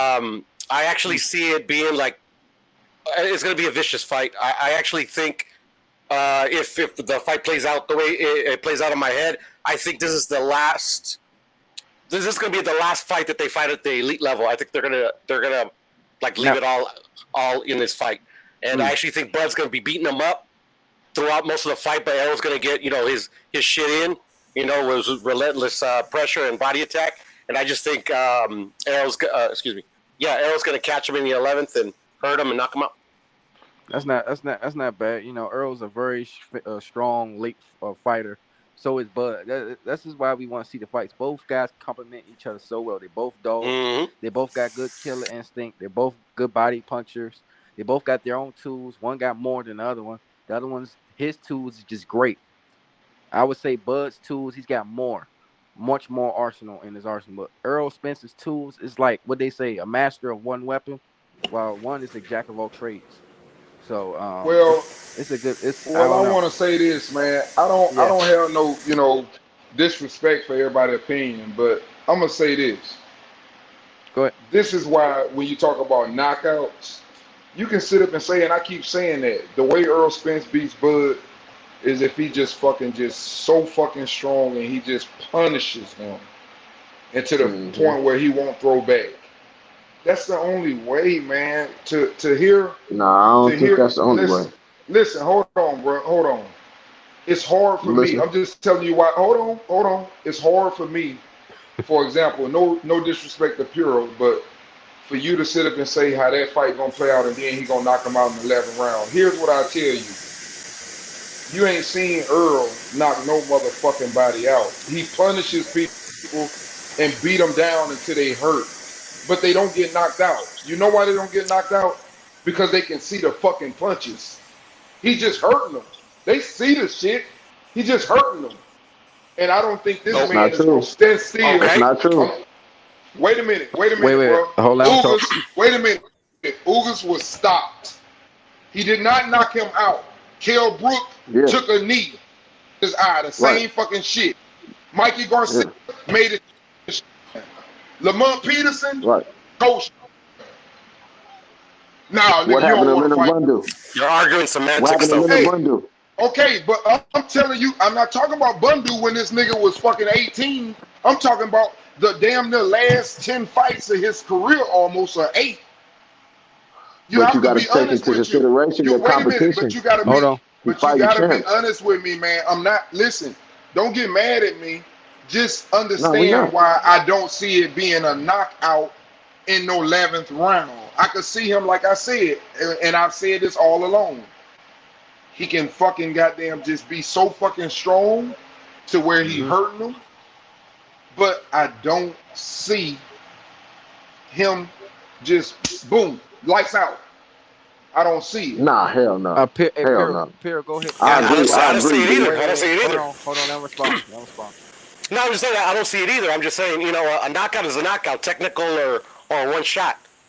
I'm just Okay, saying okay. the So you fight's going to saying end in maybe the 11th. It's going to okay, end in the okay. 11th, That's better. and But you Aaron's said going to knock win. him out, Hold and on, I'm D. like, Hold on, D. nah. D. You I let him said talk. No, no, okay, I'm he just good, saying, you he know what good. I mean, D. You know what I mean, D. I I mean, it's got like, you, my bad. Go ahead. I got you now. he's Go going to ahead. get stopped. I got you. Yeah, I think both men have a chance to knock each other out just because Bud has that clutch concussive power where he can just catch you coming in, and he showed that against Sean Porter. Look, I'm gonna be honest. I heard some people feel like he was gonna knock Sean Porter out. I was one of the people that did not see that coming. I didn't. For fuck that. I didn't think nobody was gonna be able to knock Sean Porter out. Hell no, that's Once not gonna again, happen. they But once he again, how did that happen? They He told didn't his knock ass him he out. was he losing. They told his ass he was losing, and he started fighting aggressive, coming forward. It yeah, that did. always Yeah, started going forward, But They I'm gonna told tell Ken you Bumstead he though, was because losing too. Didn't help. and he started but going I'm gonna tell you forward, this. and that No, shit no. changed. See, if yeah. you watch that fight, if you watch that fight with Porter and Bud, yeah, he did stop him because he started coming forward, but he set that uppercut up. He set that motherfucker. He was He setting it became up. more He was aggressive. setting it up. But I'm saying he was setting it up for where it was gonna land in the rounds before. Cause remember, he was hitting them in the solar plex with that motherfucker. Boom! It was Mm-hmm. making so much noise. It was like boom, Mm-hmm. boom, But boom, Port, and but he was Porter, just waiting for him to duck into it. And but then in Porter, the but, 10th, mhm. go ahead, bro. But Porter was making the same like he Yeah, kind of was same starting to mistake. make like as he was getting more and more tired, he was making the same mistake. And I was just looking at that fight when I watched back a couple times. Like if Kenny Porter would have instructed him, like, look, Bud is setting you up for the uppercut. He's waiting for it. Right. What he should have did was do his famous. I like to call it famous because he does do it. That little stutter step he likes to do. Do a little stutter step, faint hard as fuck with a hard jab, faint hard with a jab and act like you're rushing coming in, then exit to the right because Bud's coming with the uppercut. Then grab hold of Bud and just work the inside. Because when he was on the inside with Crawford was mostly just holding. He wasn't really working with Porter, and that's why some No, of he those wasn't. rounds. That's why some of those rounds was going to Porter because he was just working, I working. had Porter up. Yeah, he was outworking him, especially in the middle rounds. Yeah, I agree. I had Porter up, bro. But Bud is clutch, man. Like that's one fighter that I can see him being in a fight. Maybe I don't know. It might be this fight where he's losing rounds after rounds after rounds, and Hmm. it just takes him just being precise and his timing. He is the quintessential fighter where if you got a video game, you're gonna want to pick Bud Crawford, honestly, because he got the tools to if you're down 10 rounds, and you know you need a knockout to fucking win. He can do it. You know he can fucking do it. You know for sure he can get that shit. Good But point. He see, can I stop agree you. with He can stop you with I 11 agree with seconds left in D. the round. But this the I thing. agree But with wait. But D this the thing His on about this power, part this. right his here. But this the power, thing. we Listen, know listen for to a this fact. though. Hold on. We know for a fact Go his ahead. power for 12 fucking rounds. We know that. Arrows too. But this the thing. But this the thing about Earl Arrows as Spence. well. Fact. But this is the thing about Earl Spence, man. What makes him just the also another quintessential fighter. Where if you had a video game, you're going to pick him too, because you know if he gets put down on the ground, he gets hurt, rock, cut, whatever. He does something that few fighters do. Not a lot of fighters go in their bag deeper and say, you know what, fuck this shit. It's not a boxing match no more. It's not. It's not. I don't see a boxing ring. I don't see a ref. I don't see these crowd. It's now a street fight. A lot of Right. fighters, the truth is, they don't want a street fight. They don't want that. They want it to be a boxing match, countering all that. They don't want that shit. Because the worst thing you can do in the boxing ring is beat somebody up. Beat somebody up is worse than a knockout. Mm-hmm. And that shit plays Facts. with you mentally, physically, and spiritually. And that's what Earl does. He beats you down. And I think Exactly. that Well, what makes him both of them. dangerous is the fact that if he gets put down, he might be one of the type of fighters like a Juan Manuel Marquez. You put him down, he's fighting even better. He's fighting even Yeah, better. We he don't is. know That's what I that was though. trying to explain to We y'all. don't know That's that what. Hold though. Yeah, on. true. That's what I was It's trying to true. explain to y'all He about true. Ugas. This is what I was trying to But we explain to don't y'all know just that. now. When Ugas clipped him in the 6th round and got the better of him in that round because of the clipping, in the 7th round, if you watch that fight, man, the 7th round, Errol came out firing on all cylinders, changing levels, jab, body, head, setting traps, boom, boom, boom, all the way to the point where he hitting him with hooks from both hands, hitting him in his flanks to where as Hold soon as on, he hold on, started working hold the on, uppercut, hold he on, D. broke No, his no, eye. no, no, D. We kind of do know that. That when Ugas hurt him This and that naughty, and bro. that This shit naughty. and he no, I was talking about D. I was talking about D. No, Uh, no, we do know that because when Ugas hurt Earl, now he did hurt him because after he got off them ropes, he did a little step, and that's how you know a fighter was hurt. He was hurt, and that should have been scored a knockdown. I agree. When I No, no, looked at no. that, Listen, that's listen to what I'm saying. When I said that we don't know, it's a difference than laying your ass down on your back and getting up. And ain't neither one of them done big that. difference. That's all I was saying. Yeah, Yeah, they'd have been it's a big rocked. difference. They have been rocked, Mm-hmm. but that's something totally different what you talking about. But this is what I will tell Mm-hmm. you. no, If no. either one of them, if Mm-hmm. either one of them, and see, this is the difference. I know how one react when he got hit, and I've seen it twice. I seen it when Larte hit him. I seen it when Kavalauskas hit what Bud. I also seen when Mm-hmm. Gamboa hit Bud. I seen both of them reactions, and I'm gonna tell you like this: if they react, the other one gonna go get that other motherfucker like a fucking piece of meat. If you act bad, if they see that one of them ugly little looks, you look fucking crazy for a minute when he hit you. You better be ready, cause here that shit come. But Man, see, you want me to this tell you why I this disagree? Want me to tell you why I disagree with you right there? And you probably gonna like this because it's advantage. But Errol has a harder time when he hurts people stopping them than Bud because he can't change speeds like Bud. So it's kind of different. I can see Errol hurting him, even dropping him, and not being able to finish him. But on the flip side, I could see Crawford hurting Errol, and I got Errol Spence in the fight, but I could see Crawford here hurting Errol and finishing him.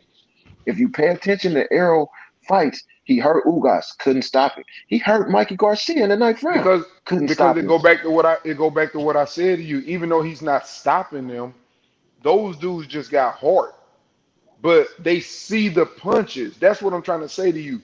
It's almost like No, you I know can what you mean brace by the same yourself. You punches. know how you brace yourself up in a knot, even though that shit Yeah, I know is what you mean. But come. brace yourself. I just got a brace for this shit, but I can't fucking punch back. But I got a brace for this shit, and I'm bracing the whole fucking time to the point where I can't get a fucking punch out. all right. All right. So now I got another question. Who between the two fighters, who has to take away? What is the weapons or the weapon that each fighter has to take away? What does Bud has to do? What does he have to be concerned with, and what does EJ have to be concerned with? Okay, EJ has to Bud be just got to take concerned away the left hand. with Oh dang. EJ. No, I don't believe that. EJ has to be concerned with So when Bud get in the southpaw position, he has a fucking thunderous 2-3 that he throw where he set you up going down the middle and he come or loop around with the right hand. He got to watch out for those two things. And Bud will set you up with the uppercut from either hand. He dropped Sean Porter with the left uppercut. And if you watch the Benavidez fight, he snuck up in the middle and he came with a right uppercut and knocked his ass down. You know what I'm saying? Mm-hmm. So I feel like Got a Errol lot of got to be shit able to to watch catch out those for. shots. Sound like you got a Huh? lot of shit from every fucking angle to watch No, out for. no, no, no. Hold on. Now let me tell you what Bud got to watch out for, because you got Okay. to understand this about Errol Spence. He broke Ugas' hand eye with the left hand. He broke Kell Brook's eye with the right hand. Okay, so when Errol changed levels on you, because he broke ribs too. You know what I'm saying? It's speculation that Kell Brook had a broke rib. It's speculation that Ugas had a broke rib. I'm not here to say if it's true or not. You know what I'm saying? Now with Bud, he have to But watch out for the body work while he letting his hands go. He got to watch out for the jab eventually closing his eye. He got to watch out for Errol left hand, and he got to watch out for when Arrow is chest to chest with him. Because when they chest to chest, I'm telling you, Bud don't stand a fucking chance. Hey, mm, Piro. mm, Hey, mm. Piro. Hey, Piro. What do you think? You got something to add to that? What do you think they got to worry about? The jab is Terrence Crawford's worst enemy. Arrow's got the if not the best, one of the best in boxing. He's gonna have to take it away, but he won't be able to. But the thing is that Terrence Crawford has the ability to switch from southpaw, to switch it seamlessly, which is his ace in the hole, which Arrow won't be able to take away from him either. So, like this fight to me is just it's a very hard fight to predict. I predict EJ just because, Bud struggles with the jab, but Bud can win regardless. I mean, shit. I can't wait for this fight. Yeah, this is why we all want to see this fight, because it could Hold on, go. let D go. It could. Oh, go ahead. Oh, he didn't go. Oh, my fault. No, Go he ahead. good. Go Go ahead. ahead, man. No, go ahead. No, I don't have nothing else to say. Go ahead. What's No, your? I just listened to it, man. The good thing is, like I said, bro, I love, you know, you know, talking about this, having a good discussion without Mm-hmm. nobody getting in their goddamn feelings. Right. Right. Right, Right. We giving our opinions. You respect the other person's opinion, and it's good to hear what we see from each fighter. Like I try to make sense of what I'm saying. I look at a fighter, and I can look at certain fighters, and I can say, okay, fighters can do a lot of things, but there's key things that each fighter do. Yeah. There's not a pattern to Terrence Crawford. What he gonna do? Like my man said, he throw three punches sometimes. Yeah, he also play with his fucking jab, like countering and act like he really ain't doing it and get you off timing and speed. It's a lot of things that's going on in there. The same thing with Earl. But one thing I do know about boxers, and you heard that, and I use that example, but this ain't just him. Floyd been doing it, and a lot of other people did it. But Devin Haney, when he got ready to fight Cambosa, he let you know. He said, "We're gonna take away what he like to do."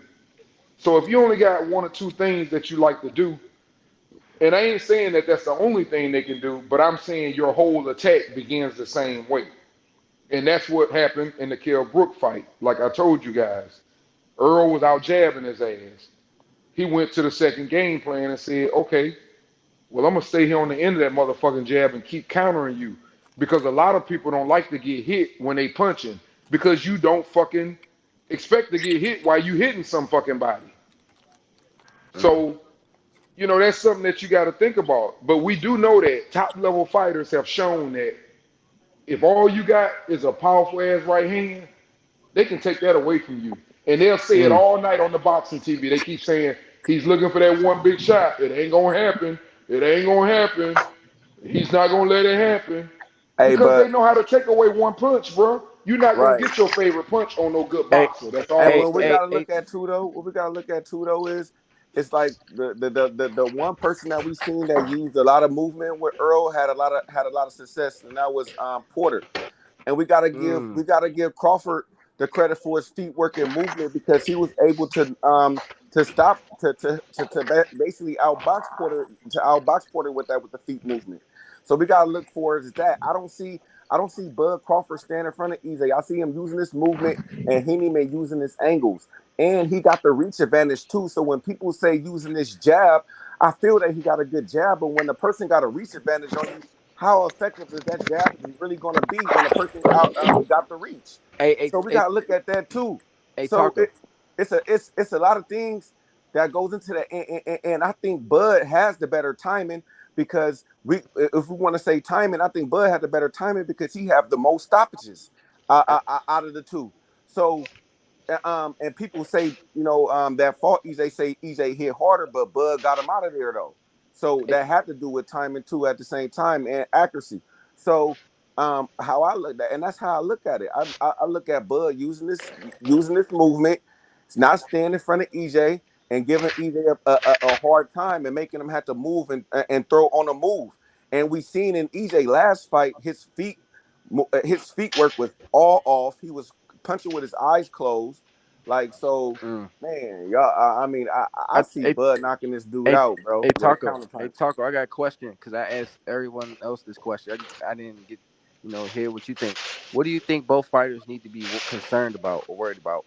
What does the other fighter need to be looking at to I be think worried that about? Bud. That's what I said. That when I'm saying Bud don't need to stay in front of in front of EJ. He just don't need to stay in front of him. He just because I mean you not gonna really stop too much of what EJ gonna do. EJ gonna do EJ, but he just can't sit up there and stay in front of him and just give him an easy target.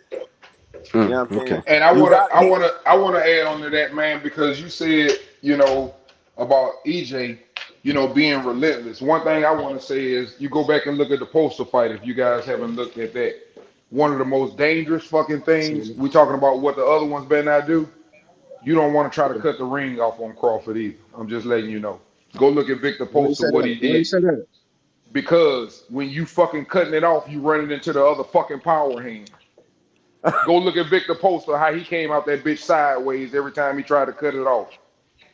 But I think you kind of like not giving Uh, EJ his I his am. I IQ his am. IQ credit, bro. He doing more than what you think he's doing in there with his head, with his hands, with his shoulders, with his legs. You know what I'm saying? It might not look as flashy, but when you watch his fights, if you really pay attention, because over the last 5 fights he have fought the better competition, and he has conquered them all. You know what I'm saying? I just It's he disagree. something. fought damn near the And same amount of I people though. disagree with the success of Earl than y'all. Y'all keep saying Earl has success if Earl fights with Crawford. I I know it sounds different, but we'll see. what you mean? I could be wrong. I think Earl has Fought damn more near the same success niggas on the though. outside. I'm just saying, I like they think fought Earl Porter. has Both more of them success. fought Porter. Both I of them understand. fought both of them Hold on, fought hold on. Y'all go Brooks. one at a time. One at a time, Yeah, so I can so hear that's y'all. Like shit. let me say this what I'm trying to say, bro. I'm saying that it's not that I don't think Earl can have success. I just disagree with y'all think he gonna have success. Like being aggressive, like if you try to cut the ring off, that's dangerous because you're taught to go away from the power hand. If you going away from the power hand and that motherfucker swap and start running the other way, you right in the hand with the power hand. And that shit happened several times with Felix Diaz on Postal. It's just a bad thing. I think Earl will have success during the fight, but like I said, it's where don't nobody else think he gonna have success. On the outside, that's where I think he gonna have success. I think he gonna have success in each range, but I think Bud gonna have success from the outside and mid range, but not up close. You know what I'm saying? See, that's the opposite for me though. Mid range, I give it to Bud. Inside, I give it to Bud. Outside, Oh I've no, oh no. like they That, say Algier said, he gonna be surprised that he ain't easy to hit because he's better on the outside. That's what I'm telling you. I done seen him fight Kell Brook. Kell Brook All right, couldn't let have. me ask you this, D. D, let me ask you this. Point me, because I was just debating this with Bernie, because I go on all the shows because I'm respectful. I know how to talk. You know what I'm saying? Point me to a Hmm. fight where I could watch Crawford work on the inside.